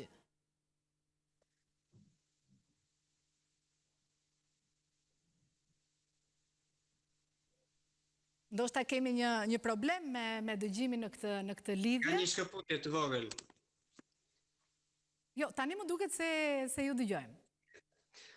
Atëherë po thoja, Franca vendosi për izolimin e gjithë popullsisë së shëndetshme. Aktualisht janë 20.000 të vdekur, rreth 20.000 të vdekur, që janë të cilëve ju është bërë analiza testi për Covid. Pra, janë 20.000 të vdekur, nga të cilët mungojnë të gjithë pacientët që nuk janë të studiuar, nuk janë të testuar. Pra, është një dhënë e cila duhet peshuar mirë. Të dhënat finale, si për gjithë vendet e tjera, do i kemi kur mbas fundit e epidemisë do dim numrin e të vdekurve total. Si reagojnë francezët, doktor, ndaj masave izoluese të ndërmarra nga autoritetet atje? Më falni? Kemi një problem me dëgjimin, na vjen keq në fakt. Do të kemi një tjetër lidhje në vijim. Unë falenderoj doktor Gjirarin që na kushtoi kohën e tij, por me sa duket është e pamundur ta vijojmë bisedën në kushtet kur nuk dëgjohemi mirë. Ndaj ne do të shkojmë tani në Stamboll, ku na pret gazetari i Tri World, ai është Abdul Wahab Ejupi, është TRT World, një kanal turk. Përshëndetje Abdul Wahab, së pari urojmë sigurisht që t'jeni mirë, të gëzoni shëndet. Si po shkon karantinimi i 31 qyteteve, duke përfshirë edhe Stambollin tashmë në 48 orë? Përshëndetje, po, 31 qytetet në Turqi, duke përfshirë edhe Stambollin, janë tani më në karantinim për 48 orë. Kjo është një nga hapat e shumë që është marrë nga qeveria këtu për të mundësuar që të ndërpritet shpejtësia për hapjes së virusit në Turqi. Ndërsa sa i përket edhe masave tjera, për shembull Turqia është një nga shtetet e para që ka marrur masat më të hershme për ndalimin dhe kontrollimin e virusit. Ndër ato masat kryesore është edhe që në fillim, në fakt, mbyllja kufijve toksor, ujor dhe ajror me gjitha shtetet me botën e jashtme, pastaj mbyllja edhe kufizimi i lëvizjes së qytetarëve brenda qyteteve këtu në Turqi, ndërsa sa i përket elementit të mjekësisë, ka bërë një hap shumë të madh duke u mundësuar qytetarëve që të kenë qasje faljas në maska dhe gjitha pajisjet tjera dhe medikamenteve tjera mjekësore, si dhe teste pafundme faljas nga qeveria. Gjithë kjo ka kontribuar që situata këtu nga qeveria të paktën thuhet që është nën kontroll dhe të kihet virusi. Për momentin numrat janë diku 82.000 të infektuar, por kjo është në saje të numrit të lartë të testeve. Në fakt që tani më ka kaluar 500.000 teste të bëra, nga të cilat kemi vetëm 1.850 të vdekur, pra numri i vdekshmërisë është një nga më të ultat në botë me afër për rreth 2%. Dhe si po përballohet situata me numrat në rritje në fakt të infektuarve në Turqi? Po, siç e thash pak më herët, qeveria ka ndërmarrë një sër masash në këtë aspekt. Thash pak më herët, shpërndarja e maskave falas, kufizimi i lëvizjeve mes qyteteve, medikamentet shtesë në fakt, po edhe kufizimi sigurisht është puna më kryesore. Këto kanë arritur që me sukses të arrin në këtë pikë. Siç e thash pak më herët, statistikat, kjo është një tregim suksesi për Turqinë, për shkak se vërtet numri i të infektuarve është i lartë, por numri i të vdekshmërisë dhe numri i atyre që janë në spitale dhe në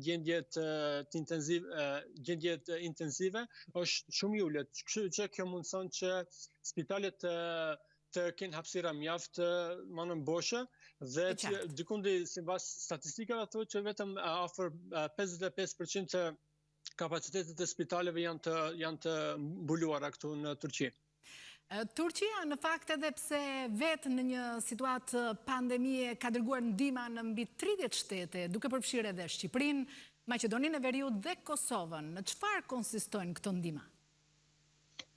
Ndihma, po, siç e theksuat, ndihma në përgjithësi është maska, testing kits apo mjete për matjen e koronavirusit, si dhe pajisje tjera mjekësore, të nevojshme mjaft për ballafaqimin me virusin. Dhe në kuadër të shumë shteteve, siç e theksuat, konkretisht 34 shtete kanë pranuar ndihmë deri më tani nga Turqia. Këto janë edhe shtetet tona, Shqipëria, Kosova dhe Maqedonia e Veriut, që besoj kjo ndihmë do jetë një hap shumë i madh drejt arritjes parandalimit shpejtësisë së virusit, por edhe marrjes në kontroll të atyre. Vendet tjera që Turqia ka dërguar ndihmë është edhe vendet më të prekura në fakt në botë, Italia, Spanja, po dhe Shteteve të Bashkuara të Amerikës dhe Britanisë së Madhe. Dhe kjo u mundësua nga aspekti për shkak se Turqia gjatë viteve të fundit është fokusuar fuqishëm në prodhimin vendor, veçanërisht në si bujqësi, por ashtu edhe në medikamentet mjekësore, kështu që ky prodhim vendas dhe ky vetë mjaftim në farë mënyre i medikamenteve ka mundësuar që tani Turqia të shpërndan atë dhe me botën. Zoti Ejupi, unë ju falenderoj për gjitha sqarimet që bët live në studion e lajmeve në Top Channel, direkt nga Stambolli. Ne do të shkojmë në vijim, sërish në vendin tonë, në Kakavi, sërish tek kolegja Kristina Fidhi, e cila do të na tregoj për kushtet e emigrantëve të karantinuar tashmë që kanë ardhur nga Greqia. Linja për ty, Kristina. Po, përshëndetje edhe një Genta, jemi zhvendosur në Kakavie, ku janë të karantinuar 28 persona. Në fakt numri i atyre që hynë në Shqipëri është duke u rritur dita ditës. Unë kam pra meje shefin e shërbimit epidemiologjik, zotin Brahimi, i cili do të më tregoj më shumë rreth situatës së tyre shëndetësore. Si është situata rreth? Përshëndetje. Këtu ndodhen pikën e kalimit kufitar të Kakavies dhe janë 2 hotele. Në këta 2 hotele ne kemi 28 persona. Deri tani situata është shumë e mirë, gjendja shëndetësore e tyre është e mirë. A janë testuar të gjithë këta persona për COVID-19? Po, që të gjithë këta persona janë testuar, është marrë tamponin parë, rezultati ka qenë negativ. Ne kryejmë kontrollin e tyre periodik çdo ditë. Jemi të lidhur dhe me mjekët e familjes. Situata deri tani në këtë moment që flasim është shumë e mirë. U fol për kushtet e si të vështira në fillim të kësaj situate. A është më normale tani dhe sa e kemi numrin total të atyre që po e kalojnë këtë karantinë, po edhe këtë ditë pashkësh në fakt në hotele? Këtu në pikën e kalimit kufitar të Kakavis ndodhen 28 persona. Ne kemi një bashkëpunim shumë të mirë me kryetarin e bashkisë së Dropullit, i cili të gjitha instancat e veta i ka marrë gjitha masat për stabilizimin e këtyre personave të cilë ndodhin këtu. Po në të gjithë qarkun sa është numri? Në të gjithë qarkun me gjithë këto ardhjet e fundit duhet janë diku tek 120 veta. A planifikohet një testim i dytë i tyre dhe nëse do të kemi të njëjtën përgjigje, bën më sens karantina? Për mendimin tim, te testi është nëse do kenë këta persona do kenë probleme shëndetësore ose do shfaqin simptoma, atëherë ne do të kërkojmë edhe për marrjen e një tamponit dytë. Kur presim të dalin nga karantina personat e parë që janë karantinuar këtu? Ditën e mërkurë ose të njëjtën. A presim do me thënë emigrantët tjerë të karantinohen apo nuk dihet ende? Si është fluksi, si është tendenca meqense ju e ndiqni? Ne po shohim që tendenca sa vjen edhe rritet. Vetëm 24 orëve të fundit kanë ardhur 14 persona dhe nuk e dim se si do vazhdoj kjo situatë. Faleminderit Arens. Kenta linja për ju, kjo është situata nga Kakavia. Faleminderit Kristina Fidi për informacionet që përcolle nga Kakavia. Ne do shkojmë në vijim në Itali, si që dim, numërohen deri tani 23.227 viktima që nga shpërthimi i infektimeve me COVID-19 atje. Kurba e shifrave ditore, në fakt që ullet e ngrihet është komentuar si përmirësimi situatës, por ende ka debate nëse disa rajone duhet të lehtësojnë masat apo jo. Ne do të lidhemi tani për të biseduar për këto çështje me gazetaren Ornela Hila. Ornela, përshëndetje, cilat janë rejat e fundit deri tani që po flasim bashkë. Përshëndetje, Genta. Si kundër ju e thatë, shifrat ngelen ato të publikuara gjatë mbrëmjes së dieshme, pasi çdo ditë shifrat përpunohen dhe publikohen ora 18 nga mbrojtjet civile.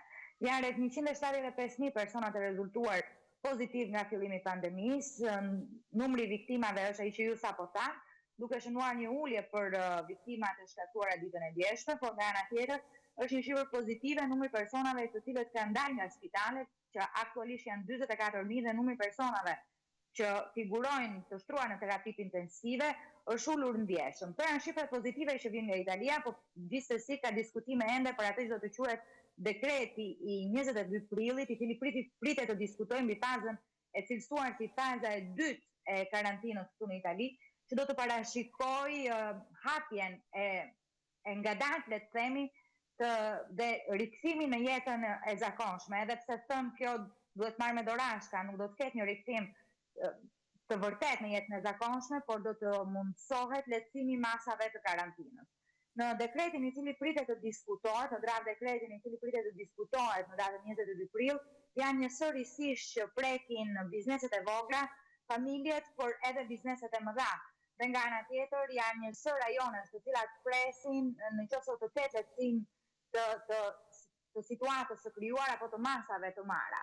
Ndërtosh Lombardia, e cila ka shkaktuar edhe debatin kryesor, duke pasur prezencë është dhe epiqendra dhe ka rreth 1/3 e rasteve totale në gjithë Italinë vetëm në këtë rajon.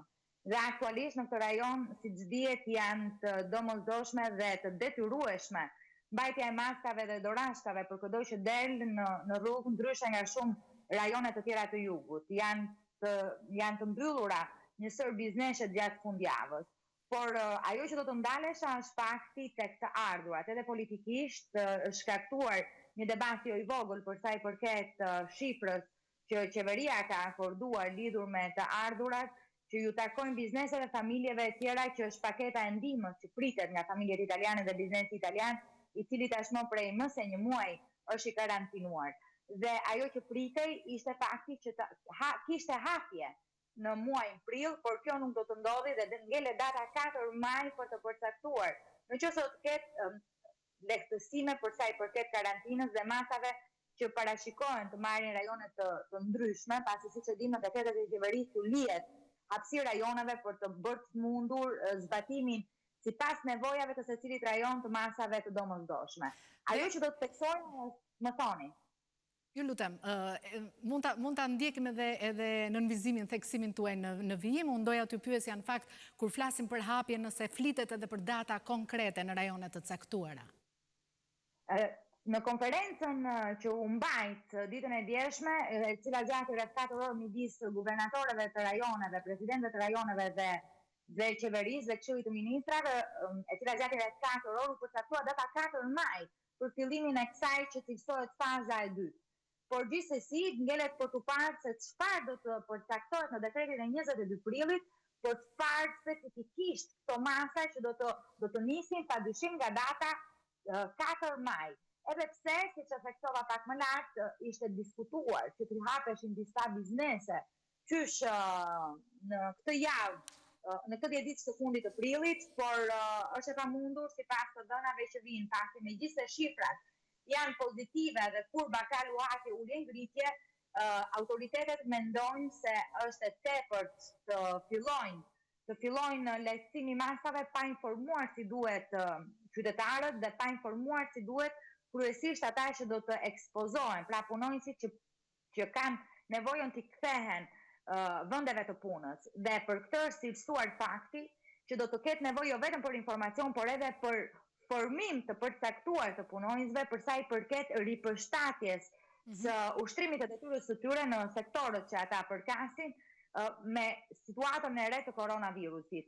Duke pasur parasysh këtu që të gjitha bizneset e vogla dhe të mëdha do të jenë të detyruara të bëjnë të mundur sigurimin e mjeteve të dezinfektimit, të bëjnë të mundur dezinfektimin e ambienteve të brendshme rreth 2 herë në ditë, të bëjnë të mundur pajisjen e punëtorëve me të gjitha masat mbrojtëse duke filluar nga dorashkat, maskat, por edhe higjienizantët, dhe nga ana tjetër për bizneset e tjera që janë baret dhe restorantet, flitet për një moment të dytë hapja e tyre, duke pasur present se duhet të jenë rreth 40 metra katror të mëdha, duke bërë të mundur hyrjen e personave një nga një në varësi të hapësirave që ata disponojnë. Ornela, duket pra se do të ketë akoma punë përpara, sidoqoftë ne urojmë dhe shpresojmë ta shohim sa më parë të stabilizuar Italinë. Të falenderoj për informacionet që solle në studio.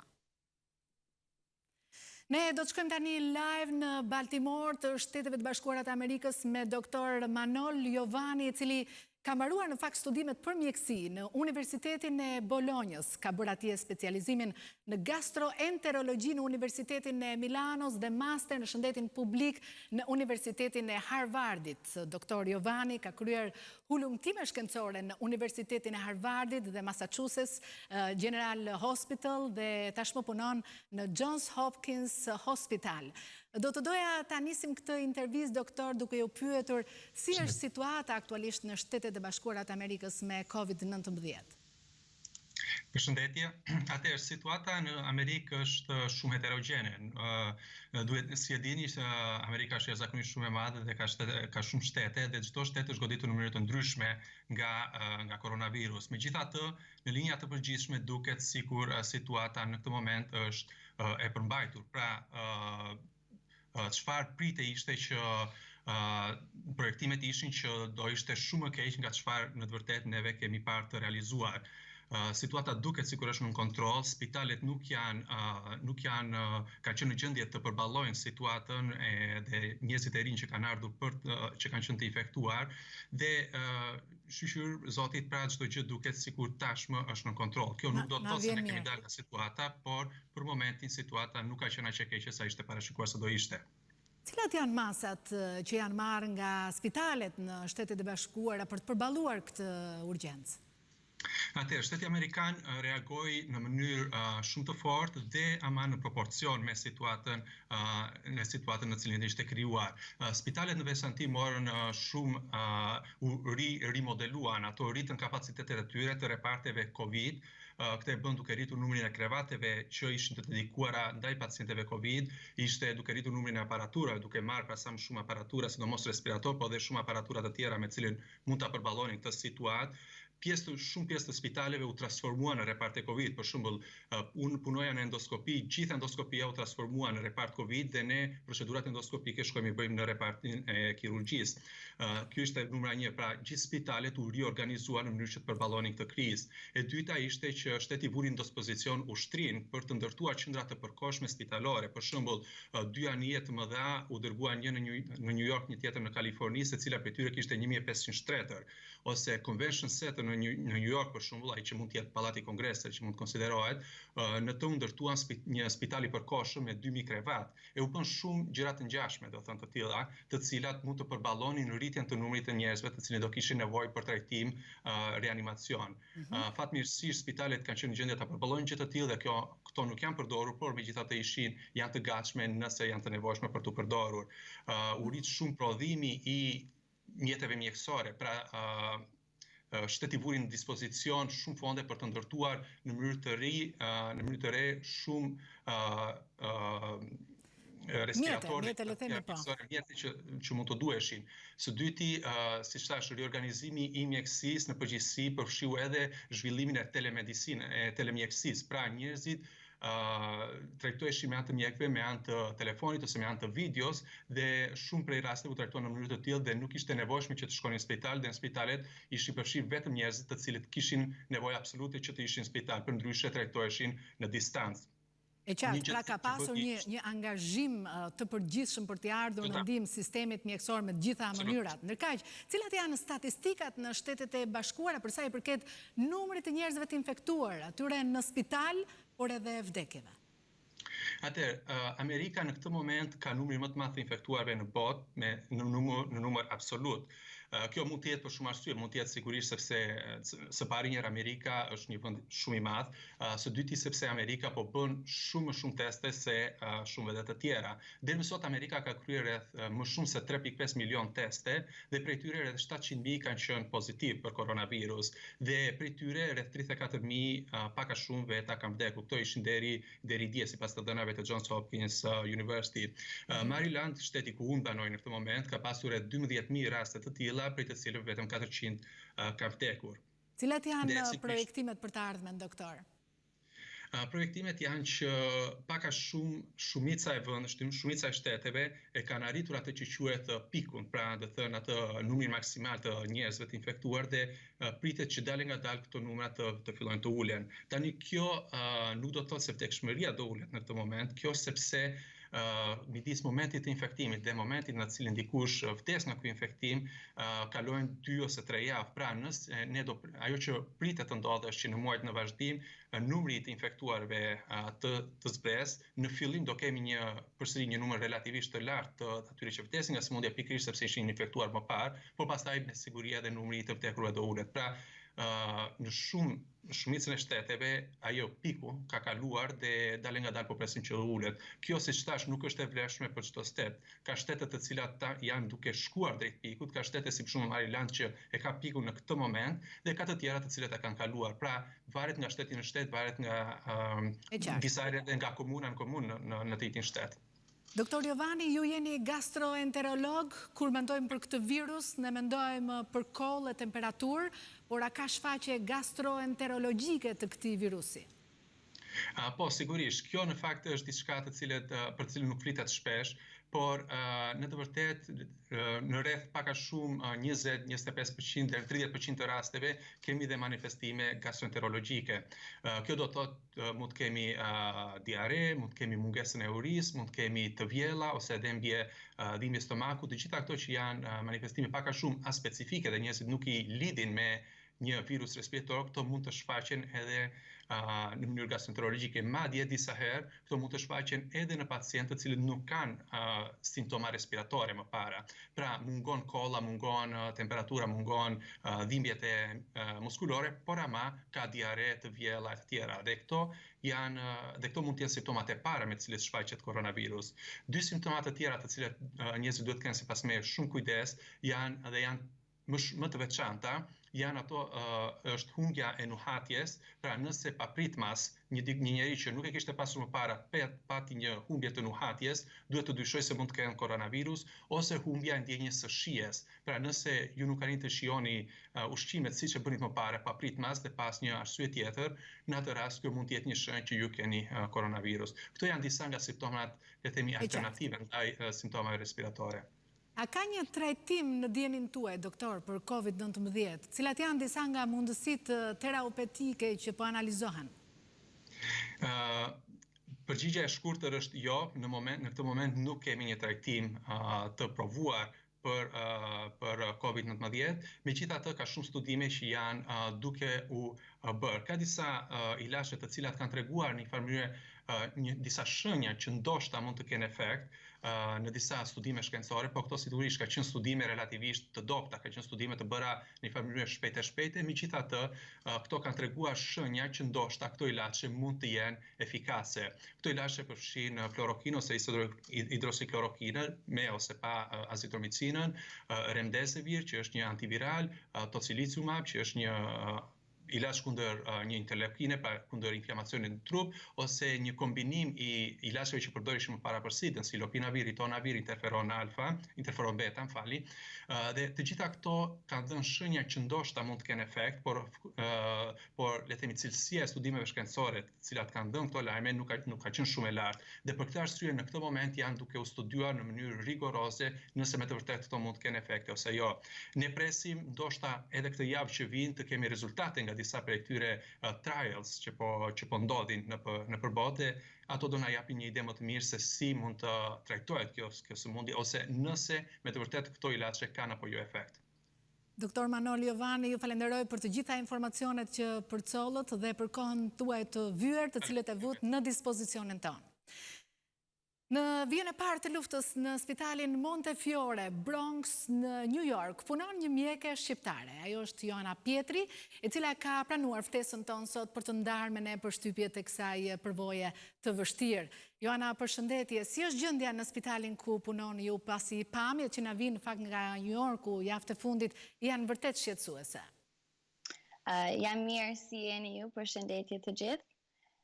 Është më mirë tani, ka qenë shumë më keq, sidomos 2-3 javët e para kanë qenë pak më keq, sepse nuk është e re për të gjithë ne, nuk e dim se çfarë me bë me këto paciente, shumica vishin me marrje fryme. Tani është pak më mirë, në spitalin tim po shifet se kemi më pak pacienta se përpara, which është një shenjë e mirë se njerëz kanë nejtë ke shtëpia. Por në fillim ka qenë pak më e frikshme se vishin njerëz si ishin të vjetër, por edhe kemi pas do që ishin të ri, pa probleme medikale tjera që nuk dishim pse po bëhen kaq keq. Kështu që nuk ka qenë shumë gjë e mirë këtë javë. Në Montefiore është shumë busy, do me thënë around, sa jemi në New York edhe kemi shumë pacienta, jemi krejt shumë offer.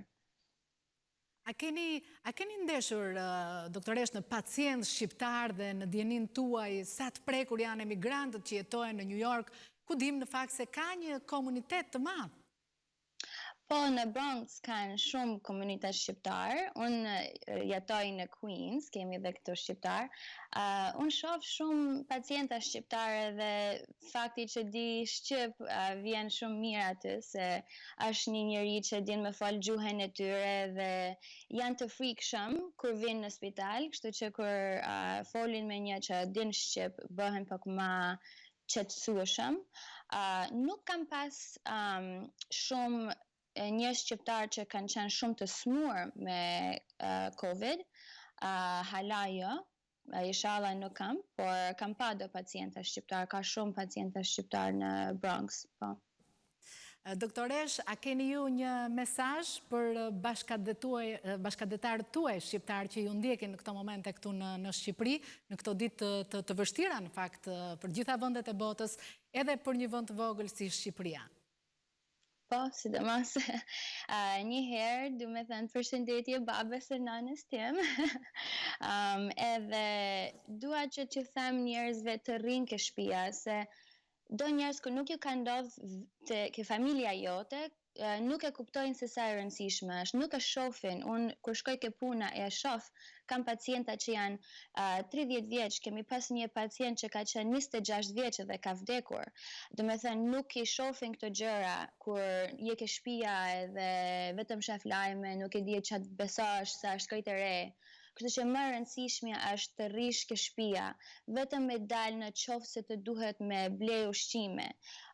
Nuk ka arsye tjera. Nuk e di si është në Shqipëri, po këtu në Amerikë kemi bë si punë telemedicine, dhe me thënë që se ke probleme mund të thirrësh doktorin në telefon. Edhe këtu ka qendra në fakt që janë vënë në dispozicion të qytetarëve të cilët duhen asistuar në çdo moment, dhe kjo ka ndodhur edhe përmes telefonit, fatmirësisht.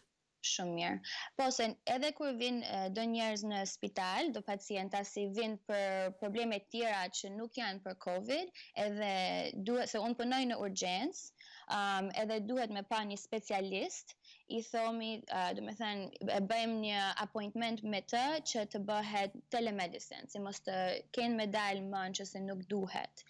Kështu që është gjendje shumë e rëndësishme, e shohim se po bëhet pak më mirë, po tani është më e rëndësishme me një të shtëpia që mos të bëhet prap një val tjetër e madhe, se po shohim se bëhet më mirë, po nëse tani njerëzit fillojnë të dalë, edhe nuk e marrin seriozisht, mund të ndodhi prap sikur ka qenë ose edhe më keq. Edhe nuk du me përjetu, ose edhe nuk du me pa njerëz të përjetu çfarë kanë përjetu, çfarë kanë pa në spital. Asnjëri prej nesh nuk e dëshiron një gjë të tillë. Doktoresh Joana Pietri, unë ju falenderoj që gjetët kohën tuaj për të qenë prezent në studion e lajmeve në Top Channel. Uroj të gëzoni shëndet të plot.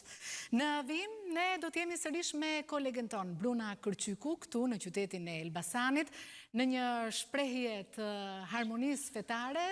Ajo ka pranë myftiun e qytetit e Elbasanit, i cili dëshiron të bëjë një urim special për besimtarët ortodoks. Sot linja për ty, Bruna. Edhe njerë ju përshëndes dhe në fakt si një shembull i shkëlqyer i tolerancës fetare, Elbasani nuk mund mos i kishte sot urimet në këtë ditë pashke edhe nga komunitetet e tjera fetare. Unë duhet ju kujtoj se në kalan e Elbasanit, në një distancë fare të vogël nga njëra tjetra, ndodhen xhamia, kisha katolike, kisha ortodokse, gjithashtu si një shenjë një tolerance fetare në shekuj. Myftiu i Elbasanit, zoti Agim Duka, do të përcjell për besimtarët ortodoks urimin e tij sot. Gjej rastin të falenderoj dhe të përshëndes të gjithë komunitetin ortodoks në këtë ditë të veçantë, në këtë ditë feste, në këtë ditë pashkësh. Urime më të mira nga komuniteti musliman, muslimisë e Elbasan, ndoshta është e veçantë një urim i tillë, por se në gjithmonë kemi festuar bashkë në tërheqjen e tyre të pashkëve me të gjithë komunitetet tjera fetare, por se urimet tona i kemi përcjell në anë të faljeve sociale, dhe shpresoj dhe lutë Zotin që inshallah të jetë një ditë e veçantë, ditë e paqë dhe bekuar për gjithë besimtarët ortodoks. Ndërkohë, zoti Duka, edhe ju po përgatiteni tashmë për muajin e Ramazanit, ato të jetë ndryshe, a sjell kjo situatë pak probleme për besimtarët ndoshta? Realisht këto ditë me 24 prill, ditën e premte, domethënë fillon dita e parë e muajit të bekuar të Ramazanit. Shpresoj që ta kalojë sa më shpejt dhe sa më mirë. Problemi që kanë besimtarët muslimanë është çështja e faljes së taravivet, falja e namazit në xhami, falja me xhamat ndryshe. Ndërsa agjërimi them që nuk do të ketë problem. Kjo është diçka që çdo kush mund ta realizojë në shtëpinë e tij, agjërimin, por se edhe namazet e taravivet, nëse nuk do të ketë një urdhëresë të dytë që ne ta falim për xhamia, atëherë çdo kush do mundohet që ta kryejë këtë obligim dhe këtë detyrë në shtëpijet e tyre të çdo besimtar. Zoti Duka, faleminderit që ishit me ne në këtë lidhje të drejtë për drejtë në Top Channel. Ju përcollon nga Elbasani dhe urimet e besimtarëve musliman drejtuar atyre ortodoks në këtë ditë të shënuar për ta. Faleminderit, Bruna. Në fakt të gjithë klerikët kanë qenë bashkë këtë kohë për të dhënë mesazhe shprese në të ardhmen. Ne do të lidhemi tani në vim me Aleksandër Marku në Selanik. Aleksandër, të përshëndes në këtë ditë pashkësh, por fillimisht të lutem më thuaj cili është bilanci i fundit në Greqi lidhur me përhapjen e koronavirusit. Po, sot përsëri kemi pasur 2 të vdekur në 24 orët e fundit, çka ka çuar numrin e përgjithshëm të viktimave nga COVID-19 në 112, ndërsa kjo javë, siç e kemi transmetuar në të gjitha lidhjet gjatë javës në vijim, ka qenë një nga javët më të mira sepse numri i rasteve të prekurve ka qenë gjithnjë duke u ulur dhe shpresojmë që kjo tendencë të jetë edhe në ditët në vazhdim. Gjithashtu është ulur edhe megjithse me pak njerëz, numri i personave që ndodhen në dhomat e terapisë intensive ka shkuar në 67 dhe shumë të tjerë kanë dalë prej terapisë intensive. Për sa i përket ditës së Pashkës që ju përmendët, përveç mesazheve që kanë dërguar klerikët e ndryshëm, në veçanti kanë qenë karakteristike dhe mesazhet e leadershipit të Greqisë, duke filluar nga presidentja e re e Greqisë, zonja Ekaterini Sakelaropoulou, e cila u ndodh në këtë ditë Pashkësh në zonën kufitare të lumit Evro, në kufi me Turqinë, aty ku para disa javësh kemi pasur një prej krizave më të mëdha sa i përket mbledhjes së mira refugjatëve sirian dhe nga vendet të tjera të zonave të nxehta në kufirin e Turqisë në një përpjekje për të hyrë në tokën greke. Mesazhi i saj ishte i qartë, ishte për forcat e armatosura të Greqisë. Gjithashtu edhe kryeministri i Greqisë Mitsotakis ka thënë në mesazhin e tij, ka dashur të jap një mesazh ndryshe se drita e ringjalljes do të ndriçojë rrugën për të dalë nga kriza e koronavirusit, ndërsa kreu i Sirizës, udhëheqësi i opozitës, Alexis Tsipras, ka deklaruar se jeta do të triumfojë mbi vështirësitë që na sjell kriza e koronavirusit. Ndërkohë, masat prej dje në mbrëmje janë shtrënguar tej mase, ka kontrolle të rrepta në të gjithë rrugët nacionale për të mos lejuar njerëzit të shkojnë tek të afërmit e tyre. Grekët si vjet, kjo duket edhe në titujt e gazetave që kanë dalë dje, gazetat e së dielës, dalin një ditë përpara në rast e festash, të cilat shkruajnë shpeshherë dhe pashk të ndaluara, pashk me koronavirusin, pashk ndryshe. Kështu kanë qenë vërtet, megjithatë besimtarët ka qenë një klim tepër e veçantë dje me të gjithë besimtarët ortodoks që dolën nëpër balkonet e tyre duke uruar njëri tjetrin dhe duke thënë Krishti u ngjall. Ndërsa duhet të përmendim këtu dhe 2 incidente të veçanta. Një incident ka ndodhur në ishullin Chios, në një prej kampeve të refugjatëve, ku një 47 vjeçare e cila ka pasur temperaturë gjatë gjithë javës ka humbur jetën dje në mbrëmje dhe është dhënë alarm në gjithë kampin e refugjatëve duke dyshuar se ajo do të kishte koronavirus, por nga analizat ka dalë se ajo ka vuajtur nga një sëmundje tjetër. Megjithatë, qindra refugjat të këtij kampi u ngritën dhe qelluan me gur dhe dogjën dhe disa makina brenda qytetit të Chiosit në incidente që kanë vazhduar deri në orët e para të mëngjesit të sotëm. Ndërsa në ishullin tjetër të Egeut është bërë përpjekje përsëri nga ana e palës turke, kanë çuar 2 varka të mëdha me emigrant për t'i kaluar në ishullin e Lesvos. Genta. Falenderoj Aleksandër Marku, drejt për drejt nga Selaniku. Në vijim ne do të rikthehemi sërish me një lidhje direkte këtu në Tiranë. Në rinas është gazetari Andi Bora. Andi, jemi në pritje të raportit tënd nga aeroporti i Rinasit. Të përshëndes Genta, sot pra në orën 15 do të niset avioni Air Albanias drejt Malpensës, pra drejt Milanos, dhe janë rreth 88 pra rezident italian të cilët do të nisen sot për të shkuar në Milano. Mes tyre sigurisht mund të ketë edhe shtetas italian të cilët kanë mbetur të bllokuar pra në vendin tonë që prej mbylljes kufive. Po i njëjti avion, pra Air Albanias, pritet që sot të riadhesoj mbi 100 shtetas shqiptar dhe do të niset, pra do të bëhet nisja nga Milano për të mbërritur në aeroportin e Rinasit në orën 20:15 ashtu siç është njoftuar dhe në faqen zyrtare pra të aeroportit Nën Tereza. Por megjithatë ne mundemi të afrohemi të pyesim edhe qytetarët pra se si e kanë përjetuar eksperiencën e qëndrimit në Shqipëri pra gjatë kohës që kanë qenë të bllokuar. Zotëri, përshëndetje, jemi në transmetim direkt në Top Channel. Juve jeni rezident Jam rezident në Itali dhe po pres për t'ikë për në Itali mas disa ditëve që kam nejtë këtu. Pra sa kohë qëndrimi keni në Shqipëri? Paka shumë 2 javë, 3 javë shumë. 2 javë, 3 javë vetë të bllokuar këtu? Jo bllokuar, kam marrë ke shtëpia ime, nuk është se jam i bllokuar. Në çfarë date keni ardhur në Shqipëri? Para 2-3 javë. Tani kur shkoni në Itali? Ju keni dhe një formular, keni plotësuar një formular? Formulari çfarë kërkon? Formulari kërkon që kur të arrish në territorin italian, autoritetet italiane duhen të jenë të sigurt që ti ke një adresë saktë se ku do fusësh kokën. Kaq. Karantinim kërkojnë shteti italian? Ja, absolutisht ja. Pra me njerë sa shkoni, ju do shkoni në shtëpinë tuaj? Ato kur të bindën që ti je rezident dhe ke një shtëpi, thonë në rregull je i mirëpritur ke shtëpia jote. Më herët kishit prerë bilet fluturimi të anulluar? Kjo është Është më lehtë në Itali se sa këtu situata. Procedura si çfarë procedurë ndoqët? Një autodichiarazione që është ka ardhur nga ambasada ose mund ta shkarkosh online, do ta plotësosh atë, edhe kjo autocertifikacion, mi flet vetë deklarim, i tregon policisë italiane që unë jam me këtë vend, kam një shtëpi, kam një adresë. Kur bindën ato që ti po ke një adresë, problemi zero.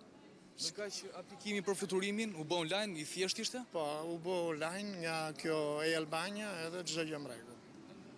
Falenderoj. Respekt edhe. Kjo pra është situata këtu në aeroportin e Rinasit Gjenta, ku qytetarët pra le të themi rezidentët italian, pra shqiptarët cilët janë rezident tashmë në Itali, po presin që të bëjnë fluturimin e tyre për të rikthyer në shtëpitë e tyre. Si duket procedura në shtetin italian është më thjesht, nuk i kërkohet pra që ata të izolohen për 14 ditë, por mjafton që të deklarojnë një adresë të saktë kundrejt autoriteteve italiane, me qëllim që autoritetet kanë garanci se ku do të qëndrojnë këta persona, ndryshe nga vendi jon, për të gjithë ata që vinë do të duhet vetë karantinohen, pra të karantinohen në hotele për 14 ditë, ashtu siç pritet edhe sot kemi pra, siç thash më herët, fluturimin nga Milano drejt Rinasit, mbi 100 pra shtetas shqiptarë të cilët do të karantinohen në hotele. Gjenta? Jurojmë fluturim të mbarë të gjitha tyre që shkojnë për në shtëpitë e tyre. Andi Bora të falenderoj për këtë lidhje direkte nga Rinasi. Ne do të shkëputemi sërish për pak momente, rikthehemi pas pak në studio në transmetimin ton maraton në Top Channel.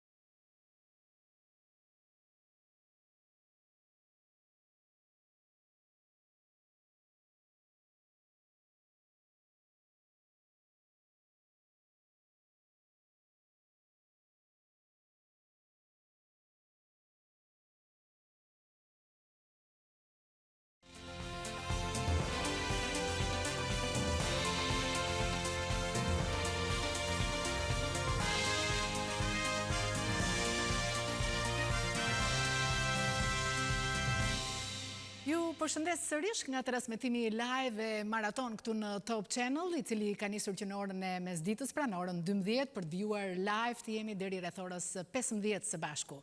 Do të përpiqemi në vijim të sjellim një atmosferë ndryshe në shtëpitë tuaja.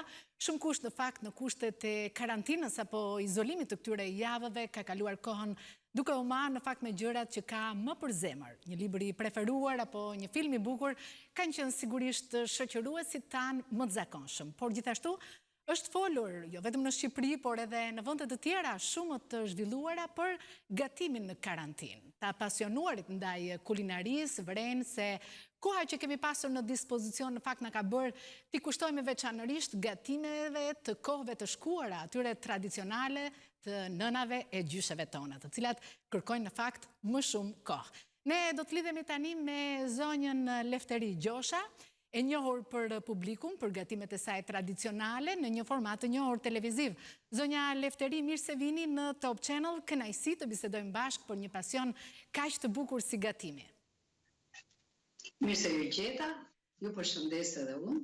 Faleminderit. Duket se qoftë për arsye të kohës apo edhe të heqjes së stresit, shumë gra dhe ndoshta edhe burra kanë zgjedhur të risjellin gatimet tradicionale në shtëpitë e tyre. Si mendoni, çfarë mund të kenë gatuar anvisat nga tradita jonë këto kohë të karantinës?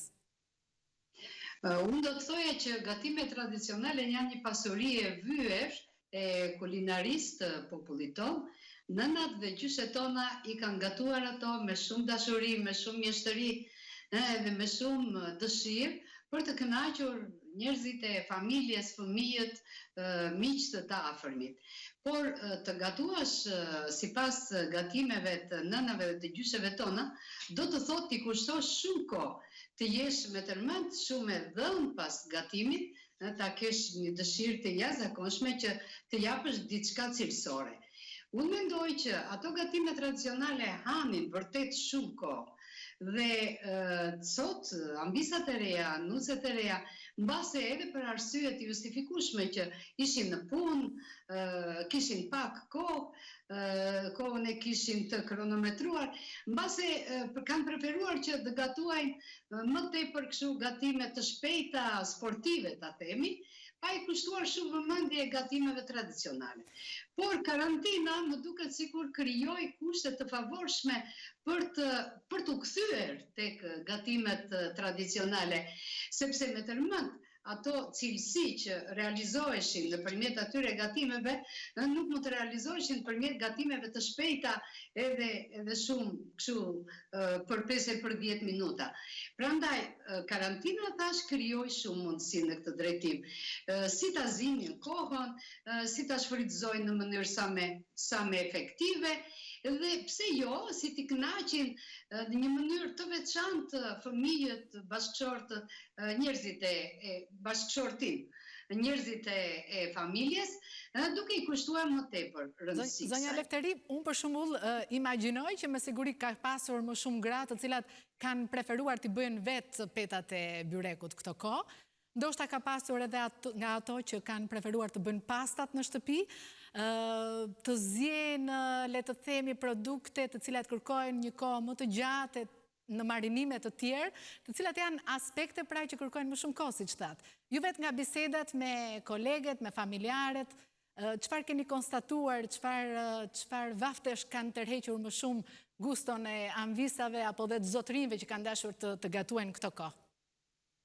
Do të thoja që ajo që ka tërhequr më shumë vëmendjen e ambisave në këtë kohë ka qenë pikërisht gatimi I brumit, gatimet me mjedhra, siç janë byrekët, siç janë petanikët, biskotat, bukët qajintë, siç themi kuleçët, domethënë këto gjëra që janë të veçanta, pastat, ëmbëlsirat e ndryshme, dhe mua më ka qelluar që shumë nga miket e mia, nga shoqet e mia, nga nxënëset e mia, ish nxënëset e mia që kanë pasur, që e kanë marrë edhe librin tim të gatimeve, gatuaj për familjen, më kanë pyetur shpesh që cila është ajo që ne duhet kemi parasysh që mos na dështoj ëmbëlsira, që mos na dështoj byreku, dhe me tërmend unë kënaqem sepse ajo që dëshiroja prej kohësh që vajzat, ambisat e reja ta përqafonin, ishte pikërisht kjo. Dhe jam e kënaqur që të gjitha gatimet që kanë bërë, ju kanë dalë shumë cilësore sipas thënieve të tyre. Kuptohet ajo? Dhe kjo më kënaq gjithashtu edhe për faktin tjetër që u kthyen tek gatimet tradicionale. Dhe duke ja ndjer shihen tani, jam e sigurt që edhe më vonë nuk do ta ketë të vështirë të gatuajnë për shtëpirat e tyre. Zonja Lefteri, sot kemi Pashk dhe kemi arsye për të folur më shumë për gatimet e kësaj dite, të cilat kanë në fakt edhe domethënien e tyre. Cilat janë gatimet tradicionale për drekën e Pashkës, disa kuriozitete që do duhet i dim këtë ditë? Pashka është dita e shenjtë e ringjalljes së Krishtit. Krishti mori mbi trupin e tij, mbi gjakun e tij gjithë mëkatet tona, që neve të jemi të falur edhe të jetojmë jetën. Do të thoja që kjo festë festohet pikërisht për këtë. Janë disa nga gatimet në përkujtim të kësaj, që janë shumë karakteristike dhe shumë popullore, të them. Një nga më interesantet është ngjyrja e vezëve, vezët e kuqe, që përfaqësojnë gjakun e Krishtit, është qingji, mishi i qingjit, që ose piqet në hell ose piqet në sobë, që përfaqëson qingji, përfaqëson vetë Krishtit, që u kryqëzua. Janë gatimet e tjera si buka e Pashkës me vezën e kuqe, kuleçët e Pashkës me ata rrushtë e thatë dhe ëmbëlsirat e ndryshme që gatuhen të ndryshme mbase në krajinat të ndryshme, por në thelb ato përfaqësojnë pikërisht këtë që duhet të jenë sa më të shijshme, sa më të mira. Dhe unë do të përmendja disa prej tyre. Një nga gatimet karakteristike është shëndatlia, që gatuhet gjërësisht në këtë festë, janë byrek sheqeret ose sheqerparet, siç quhen ndryshe, janë brushtulla ose dridhaniku, që unë e kam shumë për zëmër, janë biskotat e ndryshme në forma nga më të ndryshmet që edhe t'i shijojnë, po edhe të kënaqim edhe fëmijët. Deri edhe tek baklavaja, ka familje që edhe baklava gatuajnë. Kështu që mendoj që festa e Pashkës me të vërtet ka gatime shumë interesante. Por unë do të përmendja njërën që është ai byreku me jeshile, me jeshilka, që duhet të ketë 7 lloje barërash jeshil, që përfaqësojnë pikërisht atë gatim që kur dolën nga Egjipti izraelitët, Zoti u thot që duhet të hani brumin, bukën, domethënë, me barëra të hidhura. Kjo është shumë domethënëse dhe për faktin tjetër që jemi në pranverë dhe duhet të ketë shumë lloje të pranishme në tryezat tona. Zonja Lefteri, unë ju falenderoj shumë për gjitha informacionet tuaja, ju uroj përzemërsisht gëzuar Pashkët. Ecim më tej me transmetimin ton maraton. Maqedonia e Veriut numëron tashmë 49 viktima, 1170 infektime dhe 164 të shëruar janë atje tani. Do të lidhemi me kolegu Nazim Rashiti në Shkup. Përshëndetje Nazim, si komentohen këto shifra në Maqedoni? Përshëndetje, fillimisht të gjitha ata që festojnë, ju uroj festën e Pashkëve. Sot edhe këtu në Maqedoni është fest për besimtarët ortodoks, megjithatë festa shënohet pak në kushte të jashtëzakonshme, sepse zgjat karantina e cila është 85 orëshe, ka filluar prej të premtes në ora 4 mbasdite dhe do të zgjasë deri të martën në 5 të mëngjesit. Kjo pak a shumë bëhet me qëllim që të evitohen të gjitha ata lëvizjet të besimtarëve, të cilët gjatë festës në rrethana normale sigurisht do të frekuentonin kishat apo dhe do të festonin njëri me tjetrin. Dhe sot është qetësi totale në Shkup dhe në gjitha qytetet, sepse vazhdon, pra siç thash edhe më herët, karantina 85 orëshe. Duket se në fakt kështu kanë qenë për shumë vende të rajonit, kështu ishte në Greqi, kështu tek ne dhe po ashtu dhe në Maqedoninë e Veriut. Po, sigurisht Genta prandaj dhe e theksoi ndoshta këtë element sepse nga që është fest, ndoshta dhe njerëzit, sidomos besimtarët, e interpretojnë pak më me specifik, por tek shifrat e ajo që ju më pyetët, gjatë 24 orëve të fundit janë regjistruar edhe 37 raste të reja të COVID-19, kryesisht në Shkup dhe në Kumanov janë numrat më të mëdhenj. Por ajo që thekson Ministria e Shëndetësisë apo dhe Instituti i Shëndetit Publik këtu është ose janë rastet e pacientëve të shëruar, janë 15 raste të reja të shëruarish dhe në qoftë se i shikon edhe komunikatën për shtyp kryesisht i jepet rëndësi këtij elementi. Megjithatë ka pas edhe 2 pacientë që kanë humbur jetën, kanë qenë të moshave më të thyer, por janë viktima të kësaj sëmundjeje. Kjo është situata për momentin këtu në Maqedoni. Dhe kush është në fakt zona më problematike atje tek ju lidhur me përhapjen e koronavirusit? Në qoftë se i shikon shifrat, kryesisht dominon Shkupi dhe Kumanova, por Kumanova tani është pak më specifike, do të thoja unë, sepse popullsia në Kumanova është shumë e vogël se ajo e Shkupit dhe po sugjerohen gjithashtu hapa të më tejshëm për qytetet të caktuara, siç ishte rasti i Dibrës, ku izolua komplet Dibra dhe tashmë numrat kanë rënë, por pas festës me siguri do të ketë dhe sugjerime të tjera për mënyrën se si mund të veprohet ose çfarë mase do të merret për qytete specifike. Një gjë që po sugjerohet tani për tani është se në disa qytete do të bëhen të domosdoshme përdorimi i maskave dhe i dorezave, gjë që jo domosdoshmërisht është sugjeruar. Sigurisht që këto janë masa që sugjerohen në qoftë se shkoni në ambiente ku ka më shumë njerëz, por jo të domosdoshme. Tashmë presupozohet ose pritet të merret edhe ky vendim për Kumanovën, për Shkupin, por edhe për Tetovën, ku vihet re gjithashtu një rritje e numrit të prekurve. Nazim, çfarë informacionesh ka lidhur me 2 liderët kryesor, me 2 liderët e partive kryesore atje, të cilët në fakt janë vetë izoluar prej ditësh?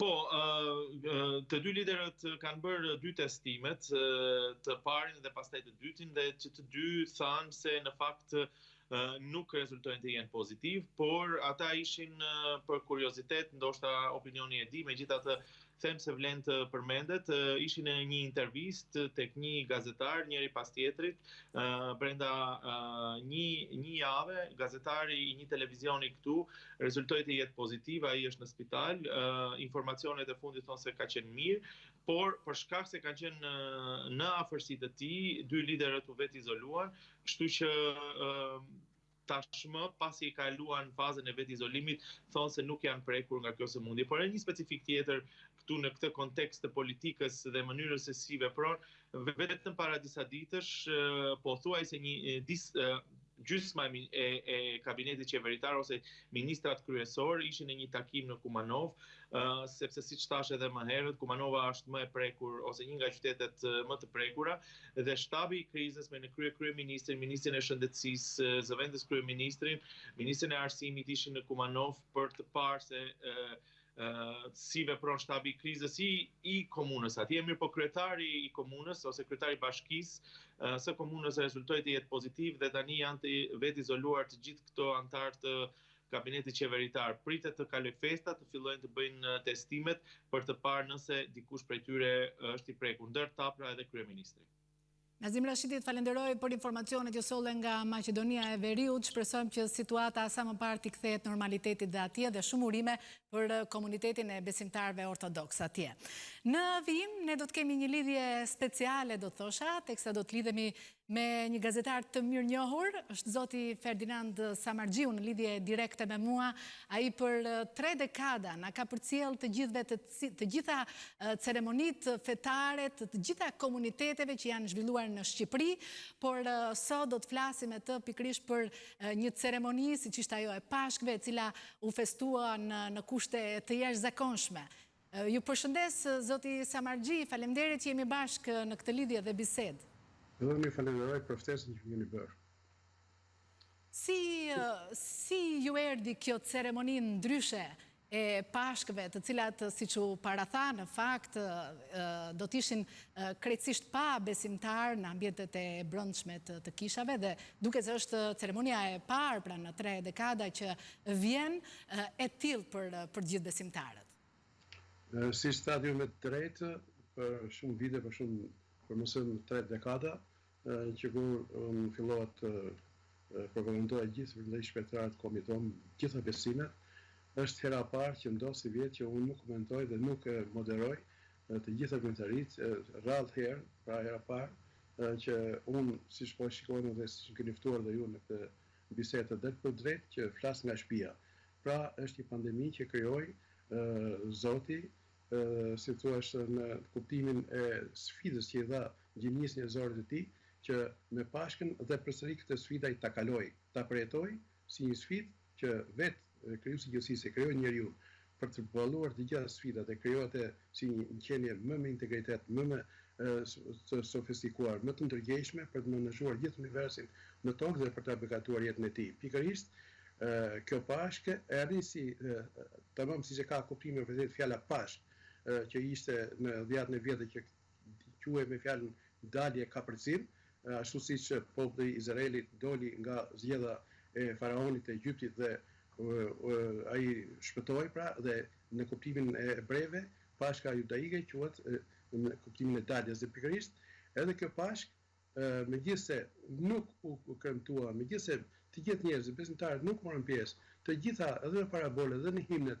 edhe në psaltet që para përgatitin besimtarë njeriu, as në periudhën para kreshmore të dielën e Zakeut, të publikanit fariseut, të djalit plankprishtës, të lidhurave, apo të djelat e kreshmës që janë dila triumfit të ortodoksisë, Grigor Pallamajt, të ndërimit Kristit Shën Johanit, Shën Maria Egyptit, që janë disa parabola shumë të fuqishme që para përgatisin besimtarin që ai nga një gjendje pesimiste, nga një gjendje e vdekur, ai të ringjall, ashtu si vetë Krishti vjen dhe ngjallet, siç thotë që me vdekjen shkeli dhe për të varrosur jetën u fali. Pikërisht pra, ky mision i madh shpëtimtar do të bëjë që edhe mbrëm Jezusi na ftoi ne në një kremte tjetër të ndryshme, sado paradoksale që duket që vetë realiteti i pasigurisë, vetë realiteti i dëshpëruar, domethënë kjo ftesë vjen dhe sjell në kundërshtim sjell një lajm të gëzuar që Krishti dërmon pushtetin e vdekjes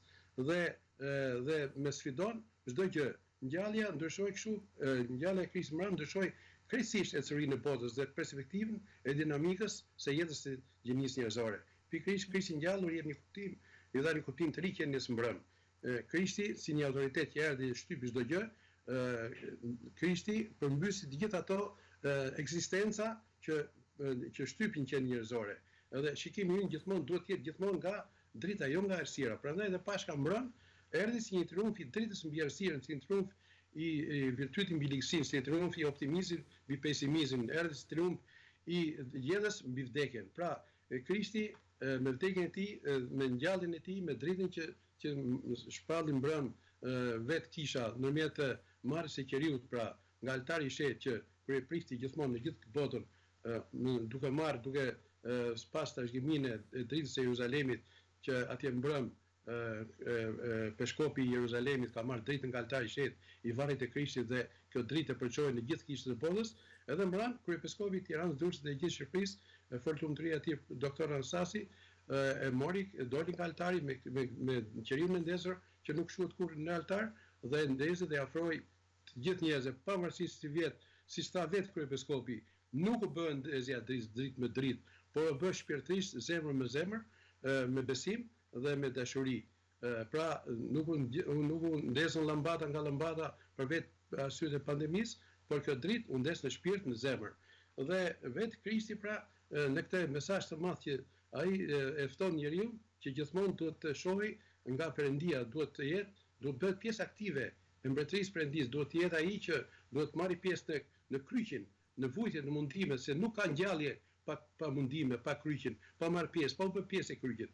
Kjo është vetë jeta jonë që Krishti pranoi me mundimet, me kryqëzimin e tij, i dhuroi botës, i shiroi ata nga mëkati, e pagoi me gjakun e tij të pastër, që në drakën mistike që paralajmëroi me anë të tradhtisë të Juda Iskariotit, që me trupin, me shërbesën e ndjesën e mëkateve, dhuroi trupin tim dhe duke dhuruar bukën si simbol të jetës dhe verën si simbol të gëzimit, ai dhuroi jetën përsëri të ringjallej.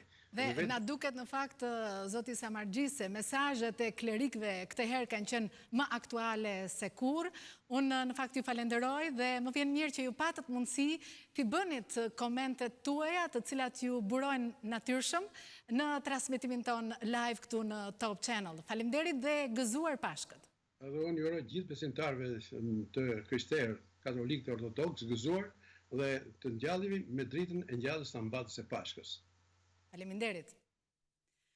Në Kosovë, profesionistë psikologjisë janë bërë bashkë në këtë kohë pandemie me qëllimin e vetëm që qytetarëve, në veçanti stafit mjekësor, tu ofrohet ndihmë psikologjike. Ata kanë planifikuar që këtë ta bëjnë përmes linjës telefonike dhe do të realizohet në bashkëpunim me Ministrinë e Shëndetësisë atje. Për këtepër nga kjo iniciativë, për më tepër pikërisht në lidhje me këtë iniciativë, ne do të na tregojë Fitim Uka, ai është profesor në Universitetin e Prishtinës, në Departamentin e Psikologjisë. Përshëndetje, profesor, kur do të nisë puna e psikologëve në lidhje me këtë linjë dhe si do të funksionojë ajo?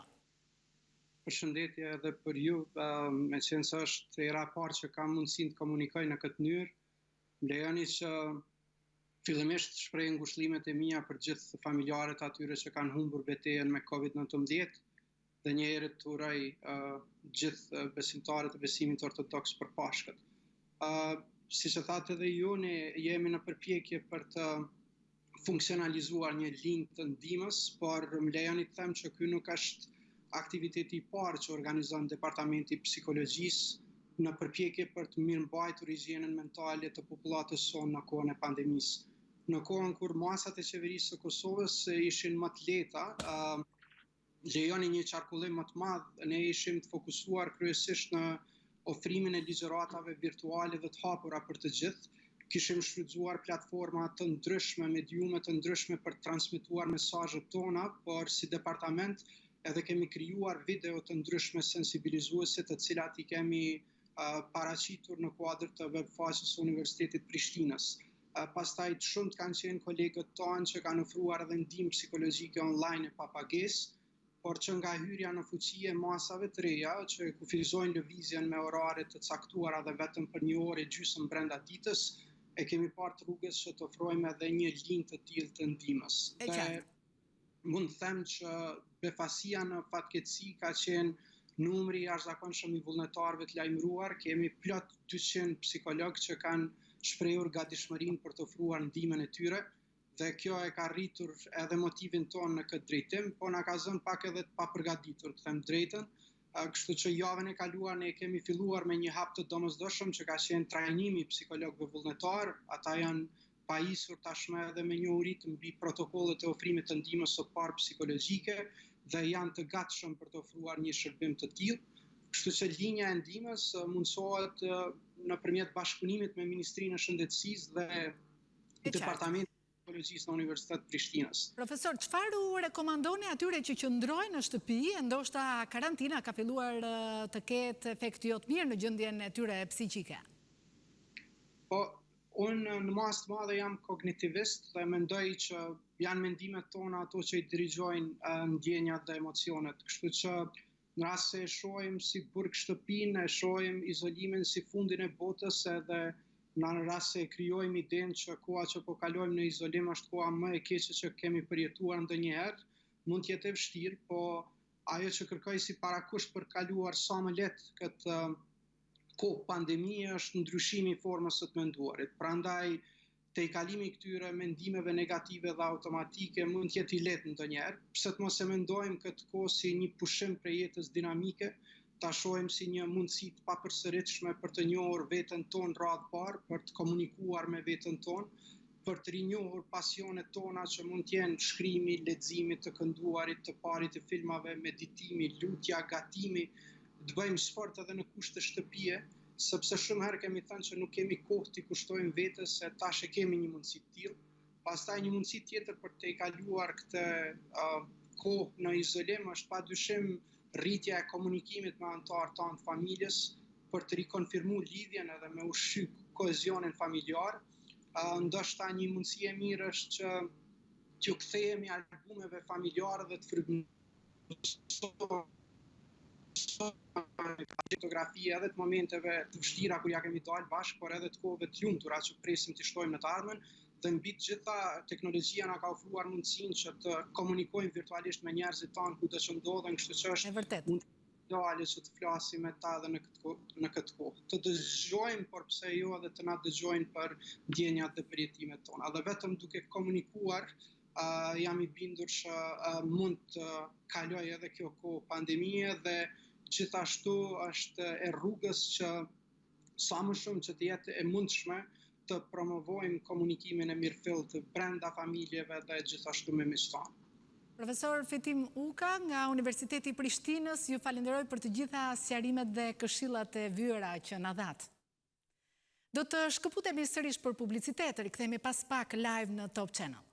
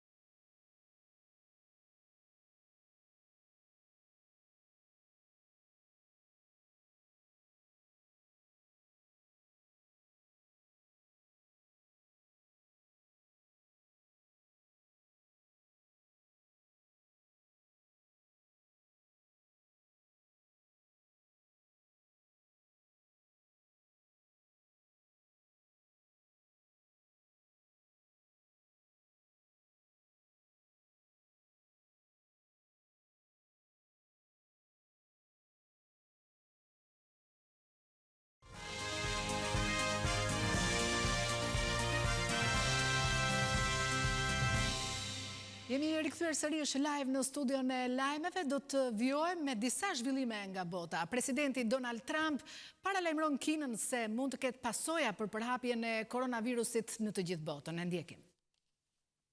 Presidenti i Shteteve të Bashkuara të Amerikës Donald Trump e paralajmëroi Kinën se mund të përballet me pasoja nëse ka qenë me vedi e përgjegjëse për përhapjen e koronavirusit. Sëmundja mund të bllokohej në Kinë përpara se të fillonte përhapjen. Dhe tani, prej kësaj po vuan e gjithë bota, deklaroi Trump përpara gazetarëve në Shtëpinë e Bardhë. Ky është pohimi i fundit nxitës në luftën verbale mes dy ekonomive të mëdha botërore. Trumpi dhe disa zyrtarë të tjerë amerikan e kanë akuzuar Pekinin për mungesë transparence pas shpërthimit të virusit në Wuhan. Këtë javë, shefi i Shtëpisë së Bardhë pezulloi dhe fondet për Organizatën Botërore të Shëndetësisë pas akuzave për keq menaxhim dhe fshehje të situatës në Kinë. SBA dhe Kina janë përplasur disa herë për virusin dhe Trumpi e ka fajsuar presidentin Xi Jinping për mos ndërhyrje në këtë situatë. Madje përhapjen e sëmundjes nëpër botë ai e ka quajtur virusi kinez. Shtetet e Bashkuara kanë numrin më të madh të njerëzve të prekur me COVID-19, me më shumë se 711.000 të infektuar dhe mbi 37.000 të vdekur. Jetoj lirë ose vdis. Kjo është motoja e protestave që kanë shpërthyer në Shtetet e Bashkuara të Amerikës kundër izolimit. Pavarësisht se Shtetet e Bashkuara janë vendi me numrin më të madh të vdekjeve sot në botë nga koronavirusi, në disa pjesë të vendit ka shpërthyer zemërimin ndaj masave të izolimit. Grupe protestuesish në Texas të rrisnin me të madhe shkarkoni Faucin në një thirrje që drejtohej kundër këshilltarit më të lartë mjekësor të presidentit Trump. Mira personat e mbledhur i kundërshtuan urdhrat e qëndrimit në shtëpi dhe ato të distancimit social në mitingje. Pamjet filmike treguan njerëzit me pankarta kundër mbylljes dhe thirrjet për largimin nga puna të doktor Anthony Faucit, të konsideruar si imunologu më i mirë në vend dhe ekspert i sëmundjeve infektive. Fauci është shfaqur shpeshherë në krah të Trump në konferencat e shtypit në lidhje me informacionet mbi epidemin. Texasi paralajmëroi javën e kaluar se do të bëhet shteti i parë që do të hapet në mesin e valës së COVID-19. Këto ditët e fundit, mira amerikan kanë dalë në rrugë kundër bllokimit, ndërsa vetë presidenti Donald Trump ka shprehur në Twitter mbështetjen e tij për çlirimin e shteteve. Protesta kanë shpërthyer në Oklahoma, Texas, Virginia, Michigan, Florida, California, Kentucky, Ohio, Karolinën e Veriut e Minnesota. Edhe sikur virusi të ishte 10 herë më i fortë, s'do të më mbante do të mbyllur në shtëpi, thoshte një prej tubuesve. Në New Hampshire, ku pati edhe protestues të armatosur e të veshur me rroba ushtarake, shiheshin edhe parulla ku shkruhej jetoj lirë ose vdis. Ndërkaq që Europës do t'i duhet një kosto që është cilësuar e çmendur, gati 500 miliard euro për të dalë nga kriza e COVID-19. Europës do t'i duhen të paktën 500 miliard euro nga institucionet e Bashkimit Evropian për të financuar rimëkëmbjen e saj ekonomike pas pandemisë, deklaroi kreu i Fondit të Shpëtimit të Eurozonës në një intervistë për Corriere della Sera. Klaus Regling, drejtori i Mekanizmit Evropian të Stabilitetit, tha se mënyra më e lehtë për të organizuar fonde të tilla do të ishte përmes Komisionit Evropian dhe buxhetit të BE-s. Unë do të thoja se për fazën e dytë na duhen të paktën 500 miliard euro të tjera nga institucionet evropiane, por mund të jenë dhe më shumë se kaq, ka deklaruar ai. Tani jemi në një fazë krize, megjithatë e dim se do të ketë një fazë të dytë mjaft e rëndësishme, që është rimëkëmbja, e cila ka për të qenë e gjatë dhe e kushtueshme, shtoi Regling. Ministrat e Financave të Bashkimit Evropian ranë dakord në 9 prill që eurozonës, e cila për shkak të pandemisë sipas projeksioneve të FMN-s mund të zhytet në një recesion prej 7.5% këtë vit, do t'i duan mjaft para për të marrë veten. Ministrat megjithatë kishin ide të ndryshme se sa është shuma e nevojshme për këtë qëllim dhe si do të sigurohet ajo. Këtë çështje liderët e bllokut pritet ta diskutojnë sërish në një videokonferencë në 23 prill. Spanja dha leje për fëmijët që të dalin nga shtëpia pas 6 javësh izolim. Fëmijët spanjoll janë mbajtur brenda në shtëpi që nga 14 marsi, nën masa të rrepta për të frenuar përhapjen e COVID-19. Tani kryeministri Pedro Sánchez synon ta lehtësojë këtë rregull në mënyrë që fëmijët të fillojnë dhe të dalin në 27 prill, me qëllimin, siç tha ai, të marrin pak ajër të pastër. Kryetaria e Bashkisë së Barcelonës, Ada Colau, e cila ka edhe vetë fëmijë të vegjël, ju lut këtë javë qeverisë të lejoj daljen e të miturve. Spanja ka pasur më shumë se 20.000 vdekje që nga fillimi i pandemisë dhe pothuajse 200.000 raste të raportuara. Në një konferencë të transmetuar drejt për drejt të shtunën, Sánchez u shpreh se Spanja i ka lënë pas momentet më ekstreme dhe se ka mundur ta frenojë sulmin brutal të pandemisë. Por ai shtoi se i ka kërkuar parlamentit ta zgjas gjendjen e gatishmërisë në vend deri në 9 maj, pasi arritjet e deri tanishme sipas kreut të ekzekutivit spanjoll janë ende të pamjaftueshme dhe mbi të gjitha të brishta e nuk mund të rrezikohen nga vendime të nxituara. Efektet e vitaminës D ndaj COVID-19 po diskutohen prej javësh. Shkencëtarët thonë se vitamina D uli infeksionet me 50%. Shkencëtarët po hetojnë një lidhje të mundshme mes shanseve të mbijetesës nga koronavirusi dhe niveleve të vitaminës D. Një testim 10 javor që përfshin 200 pacient me COVID-19 në Universitetin e Granadës në Spanjë do të përpiqet të përcaktojë nëse ajo që njihet ndryshe si vitamina e diellit mund të ndihmojë në luftën ndaj sëmundjes. Vitamina D prodhohet duke ekspozuar lëkurën në diell dhe është thelbësore për një sistem imunitar të shëndetshëm. Një studim i realizuar së fundi nga Trinity College në Dublin zbuloi se tek të rriturit e prekur nga koronavirusi, të cilët kishin marrë suplemente të vitaminës D, shkalla e infeksioneve në gjoks ra me 50%. Doktoresha Jana Makioki nga Universiteti Sussex u shpreh se nëse keni mungesë të vitaminës D, atëherë gjasat që të merrni një të ftohur janë 3 deri në 4 herë më të mëdha. Me këtë logjik sipas saj, edhe një infeksion viral i frymarrjes si COVID-19 do t'ishte shumë më i rëndë në rastin kur kjo vitamin mungon. Dhe së fundi le të ndjekim bashk në vijim raportin e Task Force-s shëndetësisë, i cili na njeh me bilancin e përditësuar të situatës së COVID-19 në vendin tonë. Në 24 orët e fundit janë testuar 231 persona të dyshuar me COVID-19, prej të cilëve 35 janë personel shëndetësor. Nga rezultatet e testimeve janë konfirmuar 14 raste pozitive me COVID-19, prej të cilëve një është personel shëndetësor në Shkodër. Nga rastet e reja, 7 i përkasin Krujës, 5 raste në Tiranë, 2 raste në Shkodër. Deri në këto momente janë testuar 5.522 raste të dyshuara dhe prej tyre janë konfirmuar pozitiv 562 raste ose 10% e të gjithë të testuarve.